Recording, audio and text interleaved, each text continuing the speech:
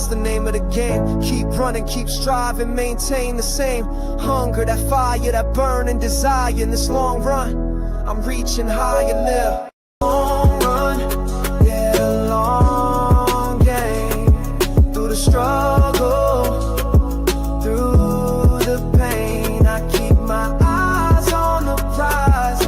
Never lose sight in this marathon of life. I'm running through the night. Good morning, everybody. Good morning. Good morning. Happy Big Ten Tuesday to you. Welcome to the first edition of Big Ten Tuesday. I told y'all Piano Man was going to be doing some things a little different. And we'll help with our guest today, the one, the only, Underwood Unleashed. We call him Jonathan, but I call him Underwood Unleashed. What's up, Jacob? Not much, man. I'm glad to be back on your show and talk some Big Ten football. How was your weekend and how you doing? Well, Jacob, you know what? I dare not complain, man, because so much that's going on in the world, dear brother. Yeah. You know, my little issues are light and pale compared to what some other folks are going through right about now. And so man, I'm grateful just to be here. So other than that, dog, I'm doing all right. My weekend was pretty good, very eventful, but it was pretty cool. What about yourself, man? Yeah, I feel the same way. Going pretty good. Everything in life's going pretty good right now. And this week we start camp all around college football, so we're gonna have so much to talk about. Football is almost here. We almost made it, and that's just exciting. Well, you know what? When you are a true fan, Jacob, football never stops for us. You know what I'm saying about that. It really never stops for us. We talk about it all the time. But what you're saying is correct. But before we go any further, I got to shout out them folks in the chat. Good morning, Latoya. Roll Tide. Good morning, Amber Nicole. 313. You know, let me tell you something about Amber Nicole. Now I thought I was staunch Alabama, Jacob, but good grace to life. She has me, but she thinks she has me beat. I just hadn't unleashed my Tide fandom on her yet, but you know how it goes. Well, good morning, Amber. You all right with me? Stephen Hicks, 32 days. Latoya, 32 days, and we roll. We gonna unleash on Florida State. That's who we getting ready to unleash on. Jacob, it's about to be business around here, but like you said, man, camp starts tomorrow. Big dog got to eat. What's up with you? What up with you? What up with you? Let me see. Steven is here. It's 32 days, so that's about all in the chat right now, but they're coming. They'll be here all in a minute. But this is the first edition of Jacob. I've called this Big Ten Tuesday, and hopefully we can both get together and find some more cats in the Big Ten, guys, gals in the Big Ten, and just make this one Big Ten forum, because one of the things that I said I wanted to do with my show in this upcoming football season was expand some things. I didn't want to just talk about Alabama. I want to talk about everybody, you know, because sooner or later, and Jacob, now this is what we're gonna kind of talk about this later on in the show, but I'm gonna kind of give a spoiler alert that I do hope and pray now that we meet each other again in the playoffs. I don't want us in no bowl game. I want to see Bama and Michigan go at it in a playoff game. That'll make it so sweet. That'll make it so interesting and everything. And then we could really talk smack then. You see what I'm saying? Yeah, that's what I've been saying. I hope we get that matchup too. Yeah, see that I want us to, because y'all beat us twice. And you know what? Good morning, Jeff. Good morning, sir. Roll Tide. Jeff said real fans don't have an off season. That's right. That's what we just got through saying. If you are a real fan, there is no off season. So we've been talking football, and since I met you and Amber and some of the rest that's in the chat, you know, in our group and everything, we've been talking football like all the time. We never stop. Right. We never stop. So Big Dog Eat, we're going to address this. I'm gonna go ahead and put that one before you there, Jacob, so you can see it. Excuse me. so you can see it, because I got about 5 questions for you, but these going to be some 5 in-depth questions though, Jacob. So we're dealing with not just Michigan, but we're going to be dealing with the Big Ten today. Okay, Big Ten Tuesday, and that's what we're going to be dealing with. So I want you to go all the way across the board. Good morning, Gwen. Roll Tide. Double A. Good morning, and Roll Tide. There's Mr. Retiree. From one retiree to the next one. What's up, bro? And to our friends on Twitter, especially those in our sports group there. Now, Jacob, it kind of got crazy in there. Yeah, it's been fun. Like you said, it's been fun talking football every single day, and now we're getting closer and closer. And I feel like as the season starts, it's just going to get more and more crazy with people talking smack. And yeah, it's been a fun time. And I want to say this in talking smack. It's okay to talk smack. Just keep it respectful. Just keep it respectful. Right, Keep the smack talk respectful. Because there's some things that I was going to run it by you, Jacob, that I saw some stuff in our chat. I didn't quite dig it too much. You know what I'm saying? I wasn't digging all that, because I'm not about that. I mean, when I was out there, maybe or whatever. But at this juncture in life, nah. I think we need to no, Panama Jack is not in that group. No. Panama Jack can't come over. He can, but he won't last long. I was gonna say I don't know who that is. Panama Jack comes over here sometimes, Jacob, and he's a big Florida State fan. Oh, he's talking a whole lot of smack, but the way he comes across, he would not last in our group over there, in our fantasy group, in our group on Twitter. He would not last long. He would not understand the lingo at all. You got to kind of be hardcore, and not saying that he has soft, thin skin, but you got to have thick skin to hang out in Jacob's group, man. Cause it be some stuff said over there that make you scratch your head. Good morning, Nero. Yeah, what's up with you, brother? What's up with you? That's up. But anyway, and Jacob, before I get into the questions, I'm gonna keep lobbying, sir, until you start your podcast. I'm gonna keep lobbying. Yeah, like you said, I'm gonna start to try to do that. It's just more for me, just about setting it all up and finding the time and everything like that. So it's been easier to just obviously hop on your show and love to talk football with you and stuff like that. But yeah, I'll try to do that. It's just more about setting it up, more than anything. Because I shot Amber a tweet and told her, I said, this dude knows his stuff.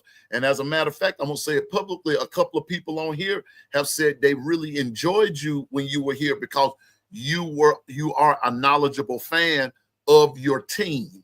And you just got you have some fan that don't know diddly squat about their team. They just like the team, but you don't know the ins and the outs and the nuances of the team. So, man, so that's why I got you on. And so every Tuesday is your day. But we need to bring some Oregon fans, some Ohio State. Oh God, I'm getting sick on the stomach when I say Ohio State. Yeah, that would make it fun. Like I said, I'm sure we could find some. Yeah, so and so when I say it's Big Ten Tuesday, I want it Big Ten Tuesday. I want you, some Ohio State, and even Northwestern. Bring them all. Bring them all. Now I can't fit but 10 on here, but if we can bring, if it can bring you and Ohio State, Penn State.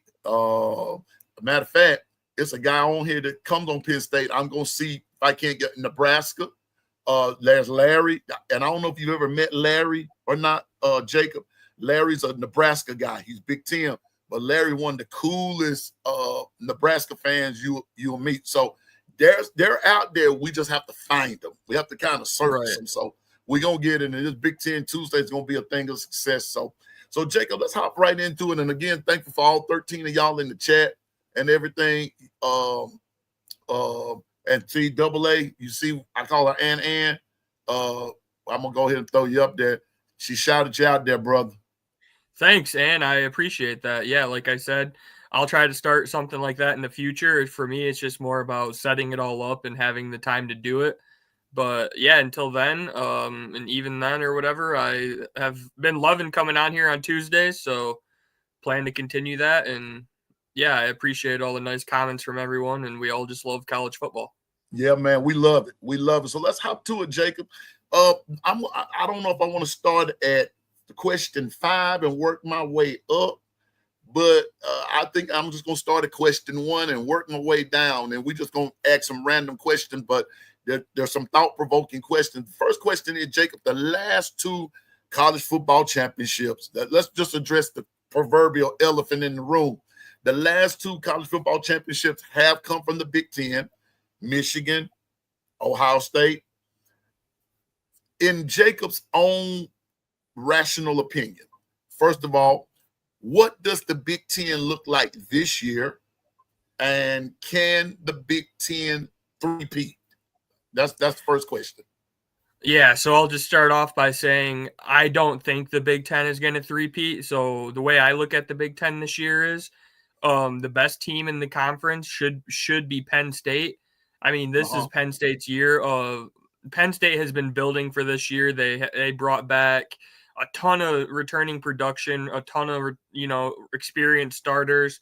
They brought back their quarterback with Drew Aller. They brought back their running back duo with Nick Singleton and Katron Allen. They brought back a lot on their defense. They do have to replace the edge rusher Abdul Carter. He was obviously a top 5 pick in the NFL. But Penn State has been building for this year. They have the best roster on paper in the Big Ten. Their only question is obviously James Franklin has a track record for losing big games. But I think Penn State should be the best team in the Big Ten this year, followed up probably by, I would have to say, Ohio State. Ohio State has a lot of questions just because they have 2 new coordinators. It's hard to replace both your coordinators. They're breaking in a new quarterback. They lost a lot on defense. But Ohio State does probably have the 2 best players in college football on both sides with Jeremiah Smith and then Caleb Downs. So Ohio State has the talent, but they just have to make it all work with 2 new coordinators and a new quarterback. And they have a lot of questions on their D-line with their depth. That's probably one of their biggest question marks. They lost all 4, or they lost 3 or 4 starters on their defensive line to the NFL. So that's their big question mark. And then a lot of people think Oregon's going to be really good, but I think Oregon's going to take a huge step back. If you look at Oregon, they lost 16 starters from last season. Right. They only returned 1 starter on offense. And that's a lot to replace, it's hard to reload just 16 starters and just reload like that, like maybe Alabama used to do back in the 2010s or whatever, but that's hard to do. People are just kind of assuming Oregon is going to be just as good. But I think Oregon's going to take a step back personally. I could see them losing 2 or 3 games. They do have a really easy schedule. But yeah, like I said, it's so hard to just reload 16 starters and not skip a beat nowadays in college football. They have a new quarterback with Dante Moore. They have 3 new receivers. I mean, they only returned 1 offensive lineman from their offense. And I mean, that's a lot. 16 starters is a lot. So that's how I'm kind of thinking about Oregon. But like I said, they do have a really, really easy schedule. So I wouldn't be surprised if they go 10-2 and make the playoffs. But I think they're going to be much worse than they were last year. And then 4th is kind of Michigan. We're kind of right there in the 4 spot. I would say we're going to have a really good defense, probably one of the best front sevens with our defensive line and linebackers. We're going to be really good on the defensive side of the ball. Like to end last year, by the end of last season versus Ohio State and then versus in the Alabama game, we were playing like a top 5 defense. And especially the Alabama game, all of our NFL guys didn't play. So that kind of gave us a good look at this year's defense. But the question that the elephant in the room for Michigan is just Bryce Underwood. We have to have better quarterback play than we did last year. And if Bryce Underwood is as advertised and a 5-star, number 1 overall recruit that a lot of people think he is, then we could have a really good team and get back to the playoffs, I think. But, yeah, that's pretty much the top of the Big Ten, and then I'm sure later on we'll go more into depth. But that's kind of the outlook at the very top. And sitting here looking, since we're on the Big Ten, and y'all, everybody, welcome Tyler, Hey, Michigan man, go Buckeyes national champion. Okay, we got all that and everything. But Tyler, if you can remember right, sir, now I'm going to say this, and I'm not a Big Ten guy by any stretch of the imagination. But good morning, Nicole. Roll Tide. I'm gonna put it to you like this, Tyler. You can't say too much to Michigan because they beat you 4 years in a row, and so and I'm gonna take this and Jacob, let me handle this right quick because I've said this before. I'm gonna say it again, and some people might not like it. Until the NCAA finds Michigan guilty of anything, it didn't happen. I don't care what came out in a documentary, this, that, and the third. I'm just being honest about it. Until the NCAA says Michigan can't participate or they have to do this, that, and the third, right now, as of 8:16 a.m. Central Standard Time on 7/29/2025 in the year of our Lord, Michigan is not guilty. I want to qualify that. So don't holler cheating, don't holler this, don't holler that. They beat us 2 years. The matter of fact, they beat us twice in the same year. I ain't quite got over that yet. That was crazy. That was crazy. And didn't throw a pass doing it, And then number two, Ohio State, they came to your house, beat you in your house. Y'all had 60 minutes to get the job done and couldn't. Hell, what's the name? Jeremiah Smith to 35 yards in receiving yards. Okay, sounds to me like they had your number. That's a game I'll just still never get over. The 3 years prior to that, Michigan had a really good team. We made the playoffs and we were really good. But last year, even myself as a big fan as I am, I still can't explain to you how we won that game. You ever watch a game and you just have no idea how it even happened? I mean, I'm so glad, obviously, that we did win, but even myself, I have no explanation of how we won that game. It was crazy. Well, and so Jeff, and I got you. And so Ohio State has a lot of proving to do too. Remember, they're the champions. So we're not just talking about Michigan, we're talking about Ohio State too. So Ohio State has to prove that they're the champ. So they start off with Texas, which I believe Ohio State's gonna beat them. But that's gonna be a great game. But that's gonna be a good game. But since we're talking about Oregon, I'm sitting here looking. Their depth chart is like what you said. 2 returning starters of Evan Stewart and Yapani Laliolu, and just a wide receiver and a center. Now, one thing I will add about that, though, Evan Stewart's actually out for the season with an injury now. Oh, so they're down to 1. Yeah. They're down to 1 offensive returning starter. People have been saying they've been recruiting at such a high level with the portal and out of high school. They have been getting really good recruiting classes. Yeah. But it's hard to start 10 new guys on offense and just think you're going to click like that, man. Yeah, it's hard. And that's what I've been saying too, Jacob, is that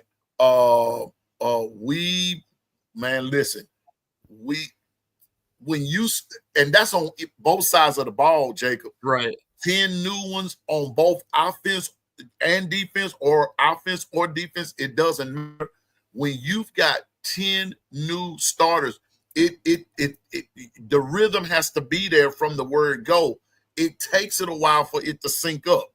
So Oregon fans are going to have to be patient, like what AJ McCarron said about Ty Simpson with Alabama. He asked the fans to be patient with Ty because it's going to be a thing of rhythm. The rhythm has to be there. So don't come out thinking that it's going to look right in the first game, that we're going to come out looking like game busters. There will be blunders. There will be mess up. There are going to be some schemes that's going to confuse you, and things like that. So now that Evan Stewart is out, that changes the complexion of their whole wide receiving core.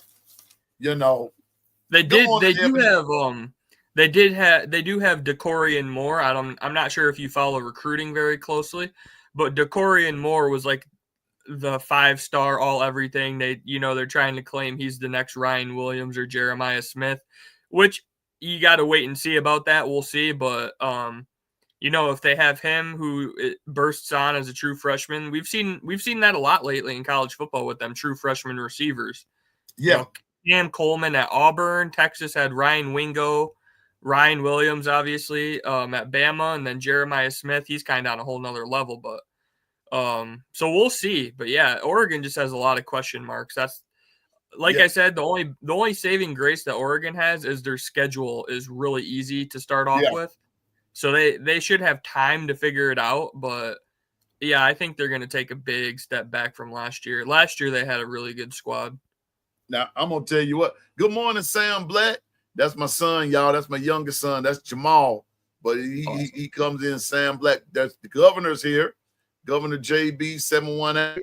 But let's look at Oregon's schedule right quick. Like I said, welcome to Big Ten Tuesday. Montana State, that should be a win for them. Yeah. Oklahoma State, they should win that game. Yeah. Why? Because they're playing in Oregon. Yeah. They go to Northwestern, that should be a win. They play Oregon State at home, that should be a win. But then they go to Penn State. That's their real test. Be where they get their first loss.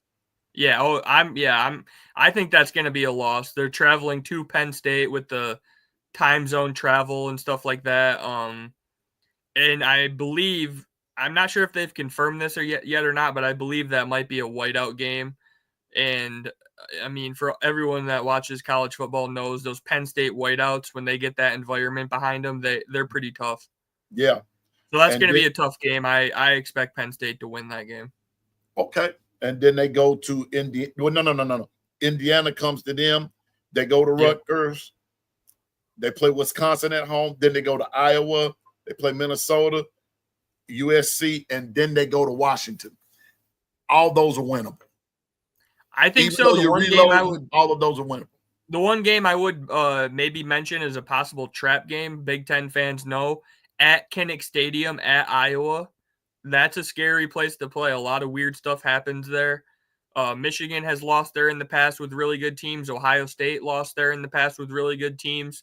It's just one of those weird places to play. They have a good crowd, and that Oregon traveling from the West Coast over there, that's a game that I do have circled as interesting. Not saying they're going to lose for sure, but it's kind of like you guys talk about Auburn. It's just a hard, weird place to play, and weird stuff happens. That's kind of like how Iowa is.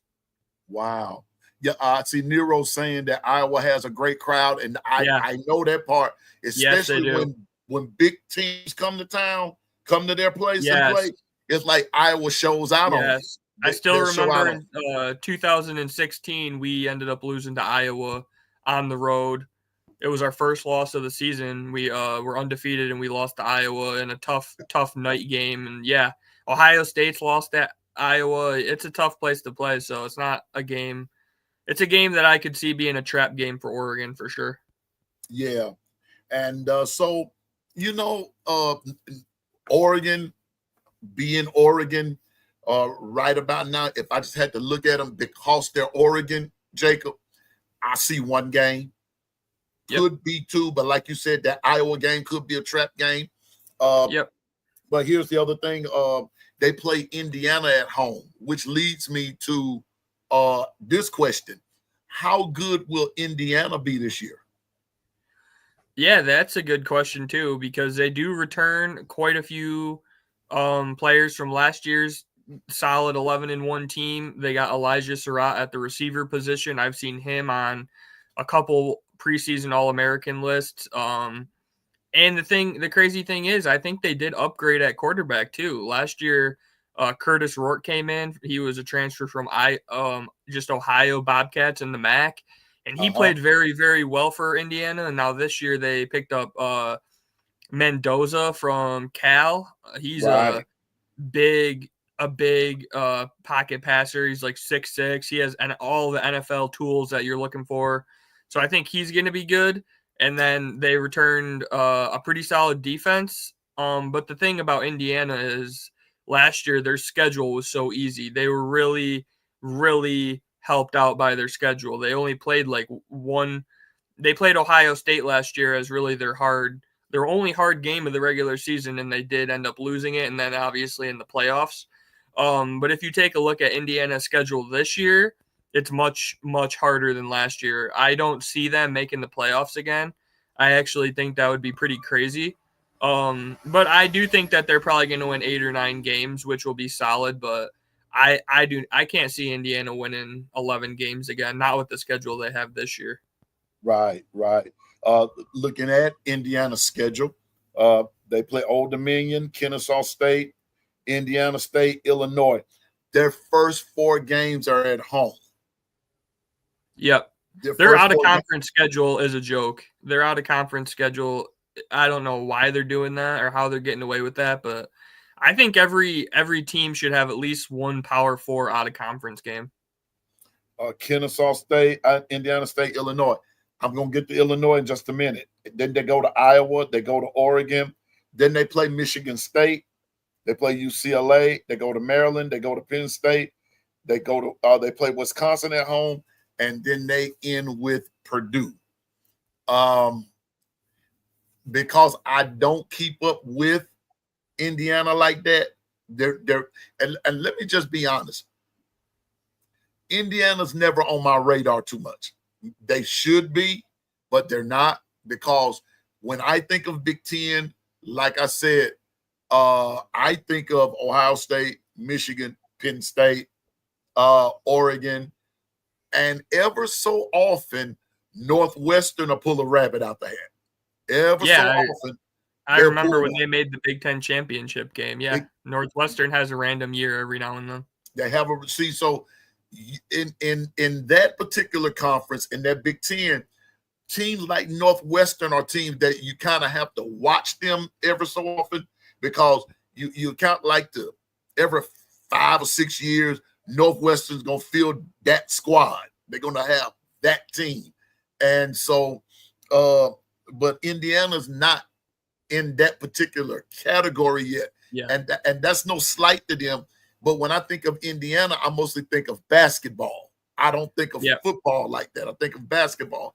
So I saw one good comment in the chat from Big Dog Gotta Eat. He just said that he didn't think Indiana was that good last year. And I agree with him. I don't think Indiana was that good last year either. They just had a favorable schedule that they were able to run the table and make the playoffs. But the only 2 hard teams Indiana played last year, they ended up losing pretty handily, which was Ohio State and then Notre Dame. Mm-hmm. So I'm predicting Indiana to go 8-4 or 9-3, which for a school like Indiana is still a good season. But if they just think they're going to start making the playoffs every year, that was more of a flash in the pan, just a lucky, magical year for them, I believe.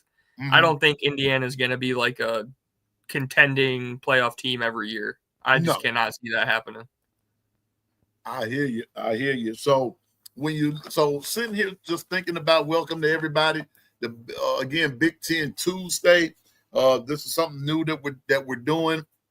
Where every week, where we're featuring the Big Ten, and everything. We're just going to just talk some Big Ten football, and we're going to match some things up. But I asked with the Big Ten three-peat. Now let me ask this question, and this is all a part of question number 1, Jacob. Will this be the year that Penn State brings it home? That's a tough question. Like I keep saying, they have the roster to do it. They have everything that they have. They have a good defensive coordinator with Jim Knowles. He came from Ohio State, helped deliver them a national championship.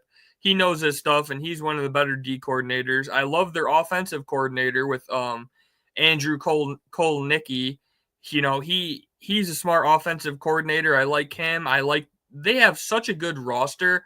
But for me, the only reason I'm hesitating and the only reason I'm holding back is it's like trauma with Penn State. It's like every year they find a way to lose the big games. They'll either play Michigan or Ohio State or Oregon or, someone with equal talent, a game that's actually equal talent, like Notre Dame last year in the playoffs, and they will find a way to lose.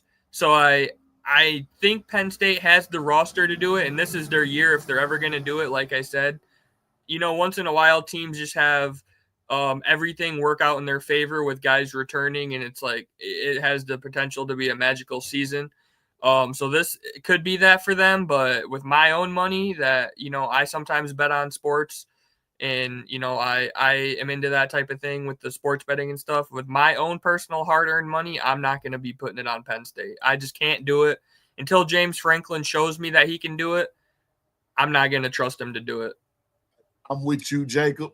And here's my reason why. Now let's go. Let's look at Penn State's schedule, and I'm going to show you why I'm not betting on them. Matter of fact, before I tell you that part, welcome to everybody in the chat again.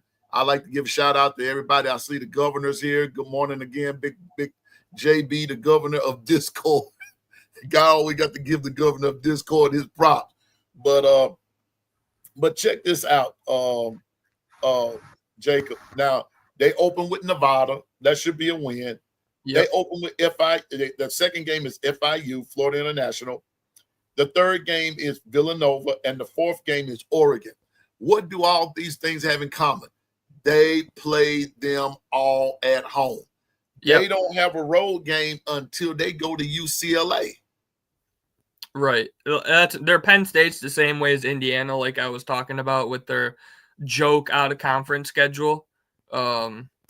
I mean, I can't talk too much because the year Michigan won the national championship, we were the same way. Now, obviously, we're playing Texas and Oklahoma every year and stuff like that in the out of conference. But yeah, their out of conference schedule is a joke. They'll be 3-0, and then their first hard game is Oregon. Like I said, I think they're going to win that game, and I think they'll start 4-0. But there is a game that you'll get to down the road that I think they'll probably lose. Now, and I'm going to get to that in just a second because I'm going to show you where my problem comes in with Penn State. They go to UCLA, then they play Northwestern.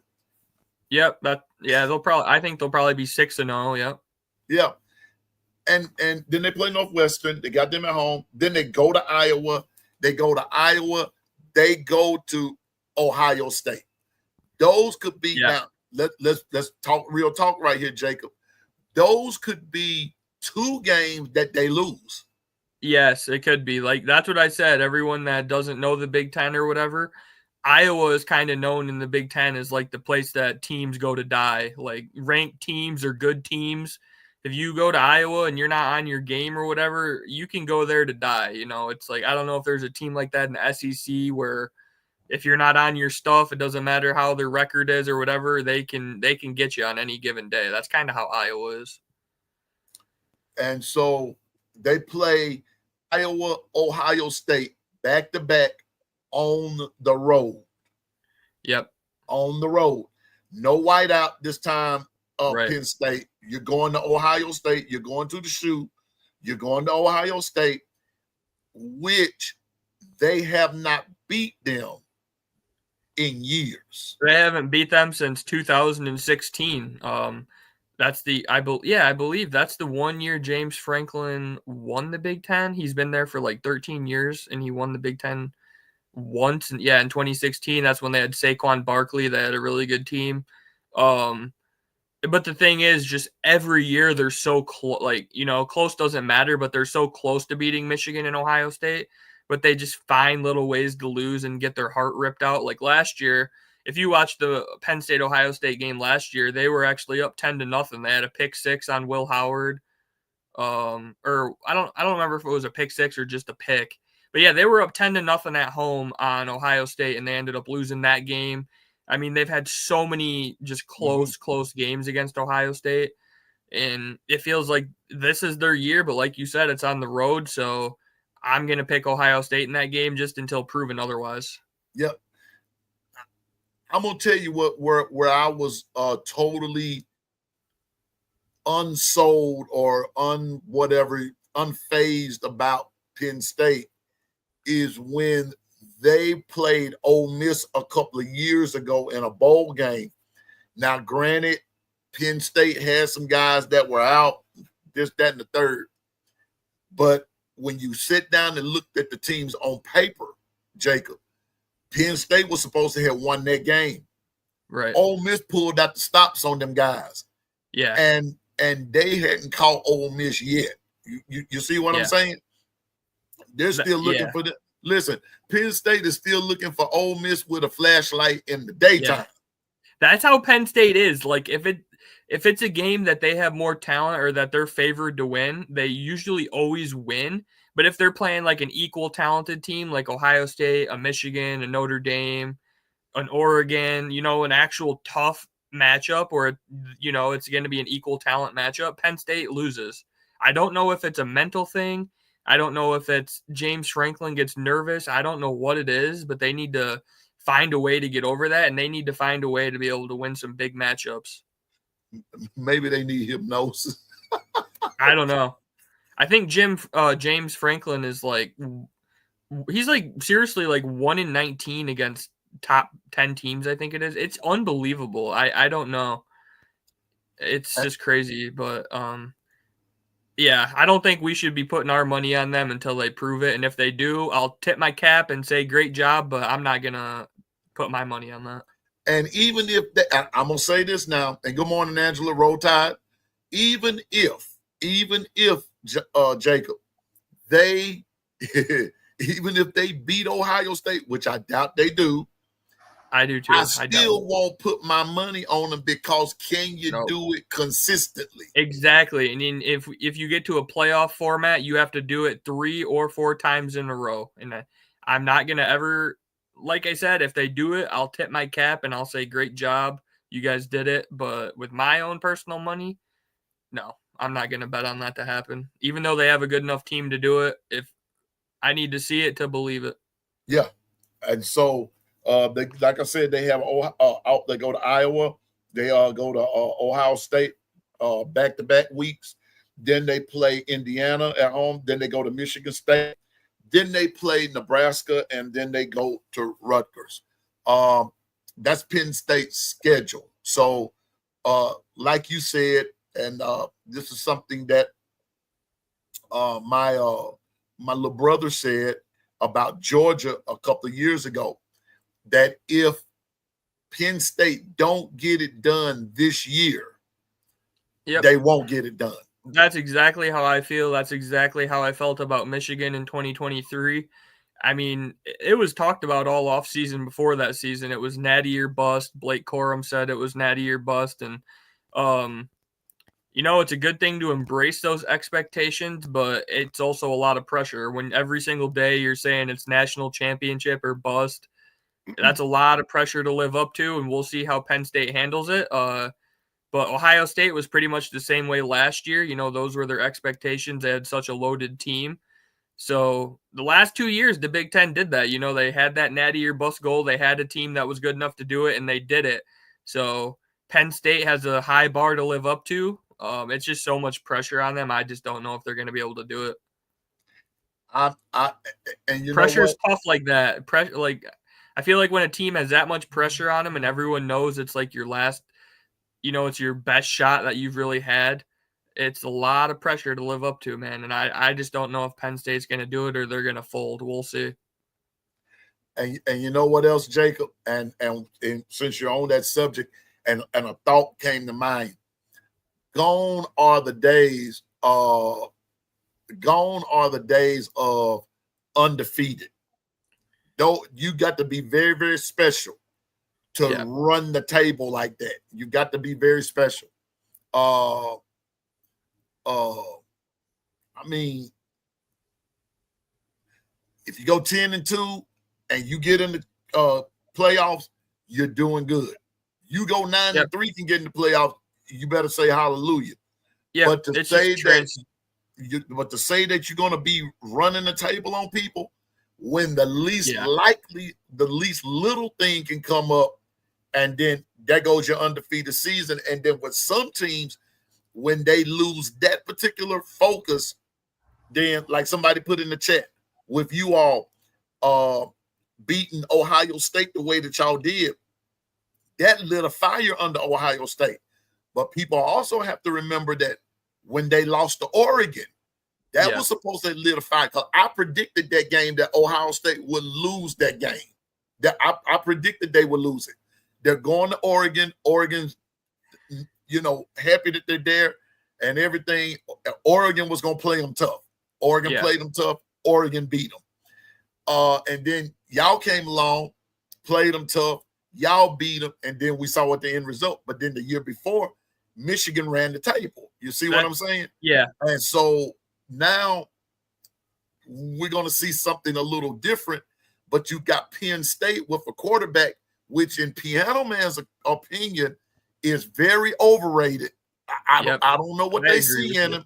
I don't know why he's made all of these people's head turn, because every time I see him, he's short arming and everything. So once again, I ask, will this be their year? No, I think my final answer I'm going to lock in is no. I don't think so. They have all the hype and they have the team to do it, but no. I would be very shocked and very surprised if at the end of the season on January 25th or whatever, if Penn State is hoisting that trophy, I would be shocked.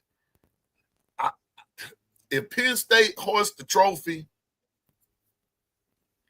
I don't know what I'm going to say. That would be crazy for the Big Ten. I mean, if 3 different Big Ten teams in a row ripped off a national champ, I mean, that would be insane. It's not out of the realm of possibilities just because of how good their roster is, but no, I'm predicting no, that's not going to happen. Why this says why are they always getting top 10 praise? I think it's because they're not. A lot of people say Penn State's overrated, but when you think about saying overrated, you have to say what are they rated? Penn State pretty much wins every single game they're supposed to win. The games that they lose to Ohio State and Michigan are games that they're usually underdogs in and not supposed to win anyways. So Penn State is just like that team that they never really lose a game they're supposed to lose, and they never really win a game they're supposed to, or they never win a game they're not supposed to win, and they never lose a game they're not supposed to lose. So they're basically just right where they're supposed to be. You can think about it like that. But if you're a fan of theirs, that's obviously like a hell to be in because you're just basically always mid and you never win, you can never get over the hump. But they're a solid program with James Franklin. He just needs to find a way to take them over the hump. They pretty much win 10 games every year. I mean, I think that's the best way to put it. They pretty much do exactly what they're supposed to do, and they never do more and they never do less. Exactly. I'm going to say this, and I'm going to add to that. It's not nothing really major, but for some teams like Penn State, they're what you call legacy teams. If I stick in the Big Ten, since Penn State part of the Big Ten, Ohio State, Michigan, Penn State, those are your legacy teams. Why do I say that?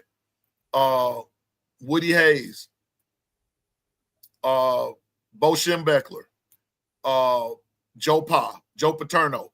Those are 3 icons of coaches. And when you go back to even before we were all here, those 3 teams or those 3 coaches were always somewhere lurking around. And I can remember Ohio State Michigan game when Bo Schembechler and Woody Hayes hit the field. That was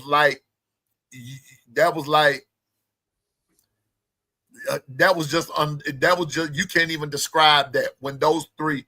Then if you threw Bear Bryant in the mix, so the Mount Rushmore of old school coaches, the Bear, Joe Pa, Woody Hayes, Bo Schembechler.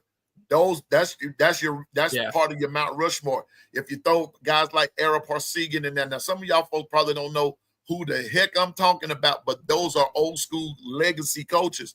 That's part of the reason why teams like Penn State stay up there, because they have a legacy that they're consistent. It might not be so much the talent that used to be there, but they're still there. And like what Jacob has said about James Franklin, the problem has been consistency with him, because if you think about him for a minute, he's the guy that came from Vanderbilt. They were pretty good. He had them rolling pretty good, even in the SEC. I don't think he's like a horrible coach or anything like that. I just think that he has some kind of a mental block when it comes to top 10 games. Yeah.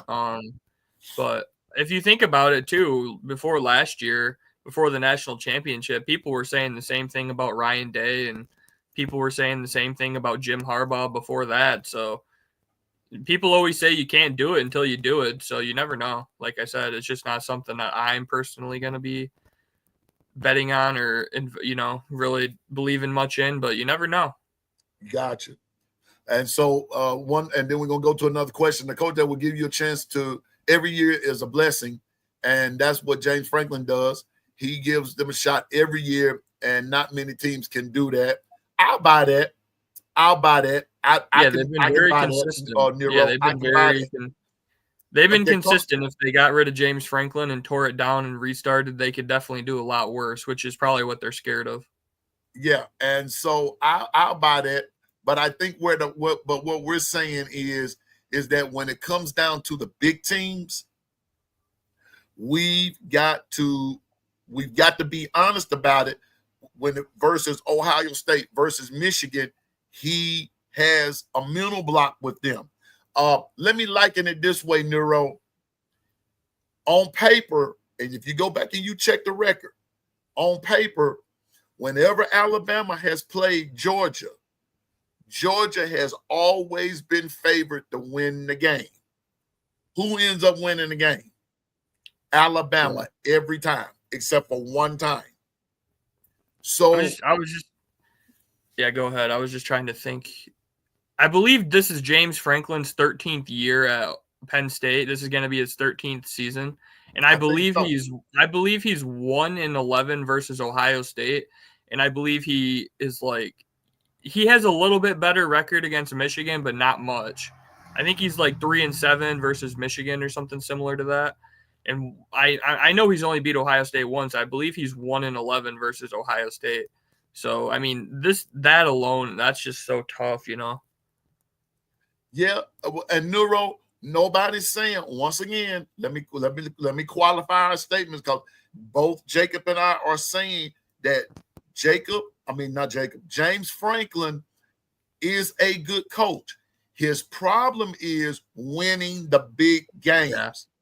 What's up, Arrow Squad? He said he thinks he's going to win 11 games. I actually have the same prediction as you. I posted it on my Twitter the other day. I think Penn State's going to go 11-1 with their loss to Ohio State. And then, it's all going to be about the playoffs. It obviously depends on their matchup, where they get their draw, their matchups and everything like that. But, they're going to have to win 3 or 4 games against equal talent in a row. And we'll see if they can do it. But, I think Penn State will win 11 games too. Yeah, I've said that too. But I just don't think they're going to beat Ohio State. I just don't think, because I don't think they will on the road either. It should be a good game though, because like I said, that's what I keep saying. Penn State has the roster to do it. They are a very good team and a very good roster. It's going to come down to, I think, coaching. And one more thing I'm going to say this too, Jacob. Now we haven't brought this up because, like I said, I'm an SEC guy, but the more I get off into podcasting and everything, it has made me a lot more versatile in exploring what different teams do. Still, you can't overlook injuries to any team, any team. Injuries. Yep. So the injury bug is going to have to be good to Penn State too. Yep. I've always said that there's always to win a national championship, no matter who you are, there's a lot of luck that goes into it too. You have to stay healthy. There's a lot of breaks in the season, the small little breaks that have to go your way. You obviously have to have a good enough team and a good enough coaching staff, but there's a lot of little luck that goes into it too. If your quarterback gets hurt or something, bad luck, you're toast, So everything's going to have to go their way.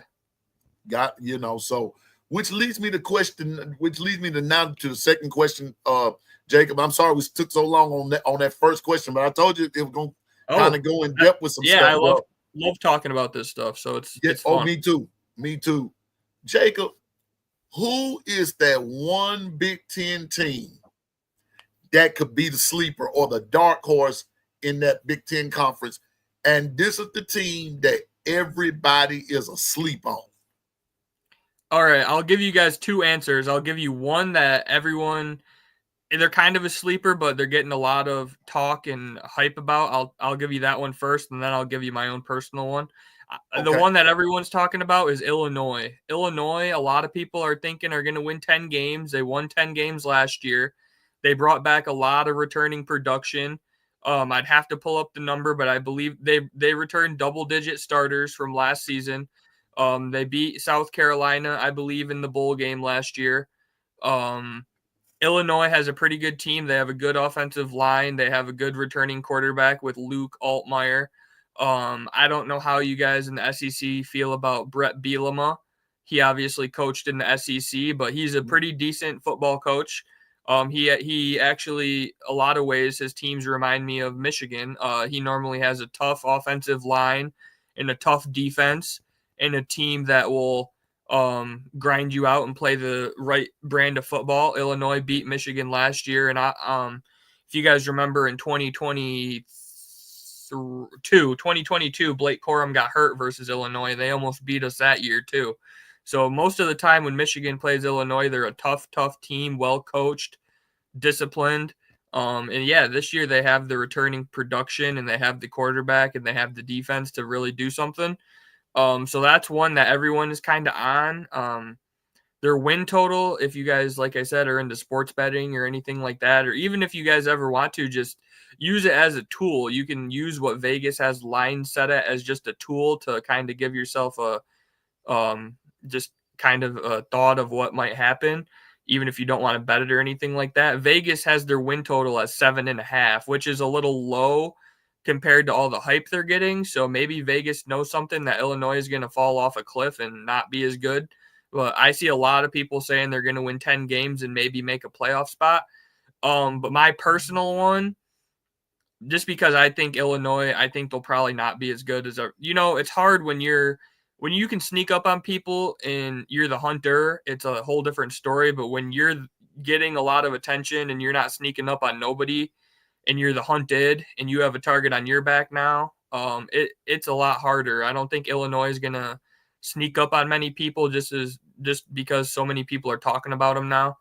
But my personal sleeper that I think is going to be pretty decent is Washington. They have that really good quarterback, Desmond Williams. This is their second year with their head coach, Jed Fish. They're very, very tough at home. I believe they have the nation's longest home winning streak. I think it was Georgia, but you guys beat them at home last year, didn't you? I think someone beat Georgia last year at home. I could be wrong. But Washington might have the second longest home winning streak in the country. Very, very tough home field advantage place to play. Yeah, they have a lot of returning starters too. So I think Washington's going to be a sleeper team. I think they're going to be pretty good. And then I saw in chat, Amber said USC. That's another one. USC has the talent. And Lincoln Riley, you have to imagine, is going to figure it out or he's going to be fired. He has to be one of the coaches on the hottest seat in all of college football. So, yeah, I think my two sleepers would be Washington and USC. And then, like I said, everyone's on Illinois, but I think they're going to underachieve a little bit. My producer Dwight said nobody beat Georgia at home, so it wasn't Georgia. Okay. I think Georgia has the longest home winning streak in the country then, and I think Washington is number 2. Alabama finna shut that down again. Georgia hasn't lost a home game since 2019, but that's about to change because they have an Alabama problem. I'm gonna put that out there. Yeah, Georgia I think Washington's number 2. I think Washington has like a 20-something, or it might be 19. Don't quote me on that. But Washington has a long home winning streak either way, and they're really, man. Just another good kind of nugget of information that I can share with you guys is last year in the Big Ten, now that it's such a spread out conference, teams that had to travel 2 time zones, so like from the East Coast to Pacific time or whatever, 6 and 27, I believe. So that travel is very, very tough. So that's a big advantage for Washington when they have those home games. Obviously, they got to travel too, but yeah, that's tough, man. So Washington's going to be super tough. They come to the Big House this year, and that's going to be a good game. But I think Washington's going to be a lot better than a lot of people think. They have that really good quarterback, and I think they could do some damage. And I'm going to say this, and people may not want to agree with it, and that's fine. They're entitled to their opinion. But this is mine. when you bring up Washington to a certain degree. Good morning, DSG. B84, good morning. That's one of them Georgia fans there. He diehard, him and his dad. They diehard, Jacob. They diehard Georgia, man. Georgia, yeah. I see a lot of people already talking smack about Alabama and Georgia. Yeah. Just as a Big Ten fan, that's always one of my favorite games of the year. I remember that game last year was unbelievable. You guys have had some great games with them. But I'm going to say this. Coach DeBoer really left Washington not in that bad a shape. He really didn't leave them in that bad of a shape. They were pretty good. Now, granted, Parker Brailsford and Austin Mack and Jerm Bernard came with him, and I understand all of that. I got that part. But there were some more good players that were there, and those guys are coming on. So it's time for Washington to have a good year. But my sleeper team is still going to be Illinois. Illinois' schedule sort of favors them. They have Western Illinois. They go to Duke. They play Western Michigan. They go to Indiana. Now, but here's the catch. They play USC, but they play USC in Champaign.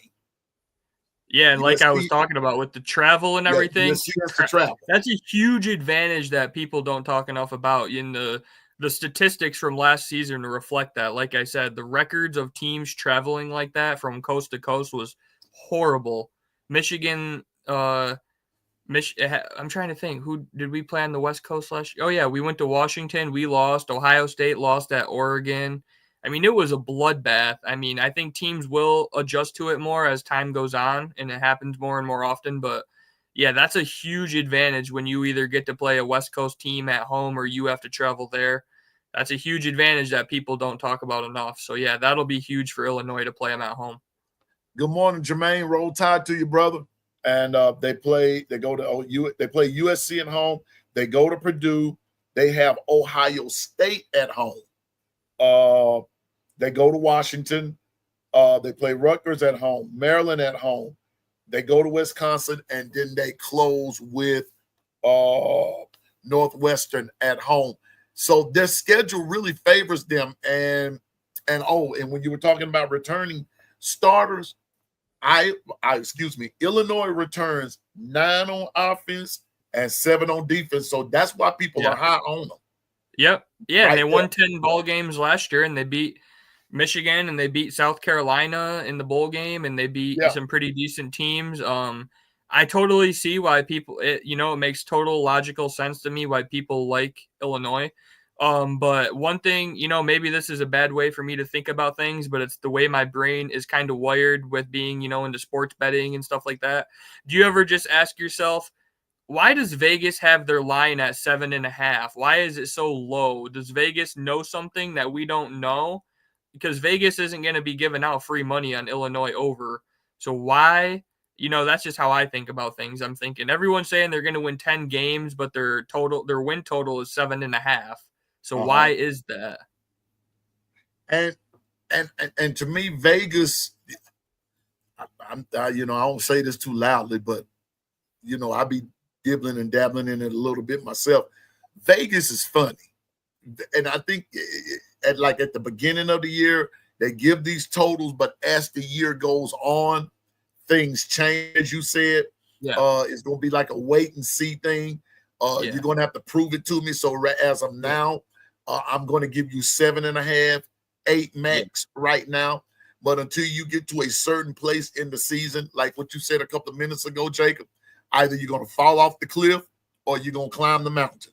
I just think if you've bet on sports enough, or like people in the chat or yourself or whatever, sometimes you see a line that looks too good to be true. And normally if it looks too good to be true, it is too good to be true. So I'm thinking like, dang, is Illinois somehow going to go like 7-5 or, 8-4 or I don't know. That's just how my brain thinks about things sometimes. Cause I do love the sports betting side of it. But from the schedule and everything, I totally see why people think Illinois might win 10 games. That's the only hesitation I have was just looking at that thinking, man, that's pretty weird. That looks like free money. Just bet on Illinois over. That's just so free money. What could go wrong? And then you're thinking, Well, Vegas didn't make all that money for no reason. Right. So there's something, but we'll see. But yeah, Illinois looks to be really good this year. 16 returning starters, a returning quarterback who's really pretty decent. And Brett Bielema, like I said, he gets a lot of heat or whatever just because some of the things he says or does or whatever, but he's a pretty good, tough-nosed football coach. Brett Bielema, he was just in the wrong situation at Arkansas. He was just not in a not good situation, just like Sam Pittman is now at Arkansas. Arkansas is not a good situation for anybody to be in. They're not. So just kind of, that's going to lead me into my last question, which is in a minute. But which coach is on the hot seat, Jake, in that Big Ten? Coaches on the hot seat in the Big Ten. This one I'm not 100% sure. This is a tough one for me, but I'm going to say it. I'm going to come out and say it. I think James Franklin, maybe not on the hot seat to be fired, but I think he has a lot of pressure this year. I really do. Let's just say for a hypothetical situation, let's say he loses to Oregon and he loses to Ohio State and he goes 10-2, nothing changes. He loses their two hardest games of the season and then he goes into the playoffs and he loses to whoever, a decent, an SEC team or something. And they go 10-3 or whatever. I think there is going to be some serious talks about, can this guy ever do it? I'm not sure if they would pull the trigger and fire him, but I think he has a ton of pressure. And then the second one has to be for me, Lincoln Riley. We're in is this year 4 or year 5? I'd have to double check. I think year 4. But Lincoln Riley, he has to get USC back to at least relevance. And, if you know a lot about USC, obviously you do, a lot about older school football. USC used to be a power. They have the recruiting base in California. They have the resources. They have everything that they need to be successful. And we've seen USC be a power in college football in the early 2000s with Pete Carroll. And I think Lincoln Riley has to get it done. I think his seat is hot. If USC has another 6 or 7 win season, I could see them firing him. But besides that, I'm trying to think. I can't think of many others that are. Oh, Luke Fickell. If you want to talk about another one, Luke Fickell at Wisconsin, I could see him getting fired. If you've looked at their schedule, it's brutal. They play you guys, they play Michigan, they play Ohio State. Their schedule is totally brutal. The Big Ten gave them one of the hardest schedules, and then throw in Alabama on the road as well. I don't see them winning more than 4 or 5 games. Wow. So I think those are probably the 3. Like I said, probably the boldest one that people aren't going to talk about is James Franklin. I don't know if they would pull the trigger on firing him, but I think James Franklin has probably the most pressure in the whole country when you take into considerations the expectations as well of how good your team is supposed to be. I really do think this is like do or die for James Franklin. Like he needs to win this natty this year. I'm going to show this right quick. Wisconsin used to be absolutely great under Bielema and Barry Alvarez. I forgot Bielema was at Wisconsin. Yep. Yes, they were good. They always had an amazing running back. I remember playing them in the early 2000s. Like Jonathan Taylor. If you remember, do you remember Monty Ball? Yeah. Monty Ball, Melvin Ron Gordon. Dane from back in the day. Gordon. Man, Wisconsin always had a mauling offensive line and always a running back that was just phenomenal NFL running back. Melvin Gordon was awesome. So, yeah, Wisconsin used to be really, really good. I think Luke Fickell it's hard, man. It's hard to win at, kind of like Arkansas, like you're saying. There's some jobs that are just so hard to win at. Yeah, and I'm going to tell you this. I'm going to tell you this coach that's on the hot seat, and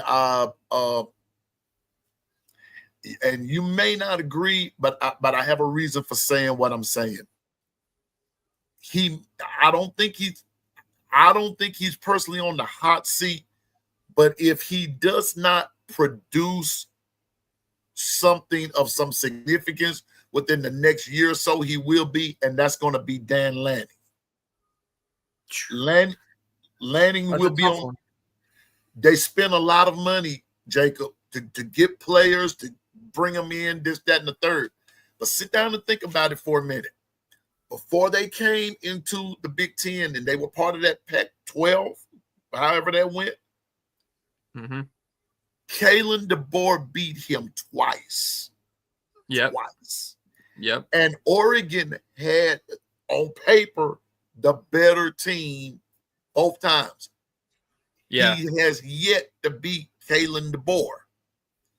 Now, yes, you beat Ohio State. Sure you have. Because honest to goodness, let's go back and look at them. Oregon has beaten Ohio State twice. They've beaten them twice. Yeah. But when it comes down to the, as you're saying, in the big game thing, in the big game grand scheme of things, Oregon can't win. I know Sam Black don't want to hear that, but Oregon can't win. How long will Oregon hold on to Lanning? Okay, you beat Ohio State, but you hadn't beat anyone else. Yeah. I think I would, that's kind of the point of the show, to debate things and everything. I think I will push back on that a little bit. I don't think Dan Lanning will be on the hot seat, just in my own opinion. But I do get what you're saying. You're kind of saying he's almost heading down that James Franklin path of not winning the big matchups. But this is only, we're heading into his third season, I believe, or is it his fourth? They just were 13-0 last year. I mean, yes, the Rose Bowl, they did get absolutely killed. It happens. But I don't think Dan Lanning will be on the hot seat yet, but I do totally see where you're coming from. But just the way he's been recruiting, the way he's been landing all this talent, whether it's through the portal or high school, I think they will give him time. But yeah, Dan Lanning's another guy I see that has a lot of pressure too, just with how well they recruit and everything like that. Yeah, Dan Lanning is a guy. He does need to eventually, win. They won the Big Ten in their first year. I think Dan Lanning will be safe for a while, but another interesting one I kind of forgot about but thought of too, if you want to say a guy that might be on the hot seat or maybe possibly retire, is Kirk Ferentz at Iowa. Kirk Ferentz is actually like the longest tenured coach in Power 4. He's been at Iowa since, I believe it was like 1999. And their program has really just gone kind of stale. I mean, they can't throw the ball on offense. They have that good defense. I could see Iowa making a change here, either him retiring or maybe firing him. That's just another one that I thought of. But yeah, Dan Lanning's an interesting one. I've never thought of that, but yeah, we'll see how it goes. Yeah, we're going to see. And my son, he said Dan isn't going anywhere. However, I will admit he has pressure to win now. This is, like I said, this is my youngest son, Jamal.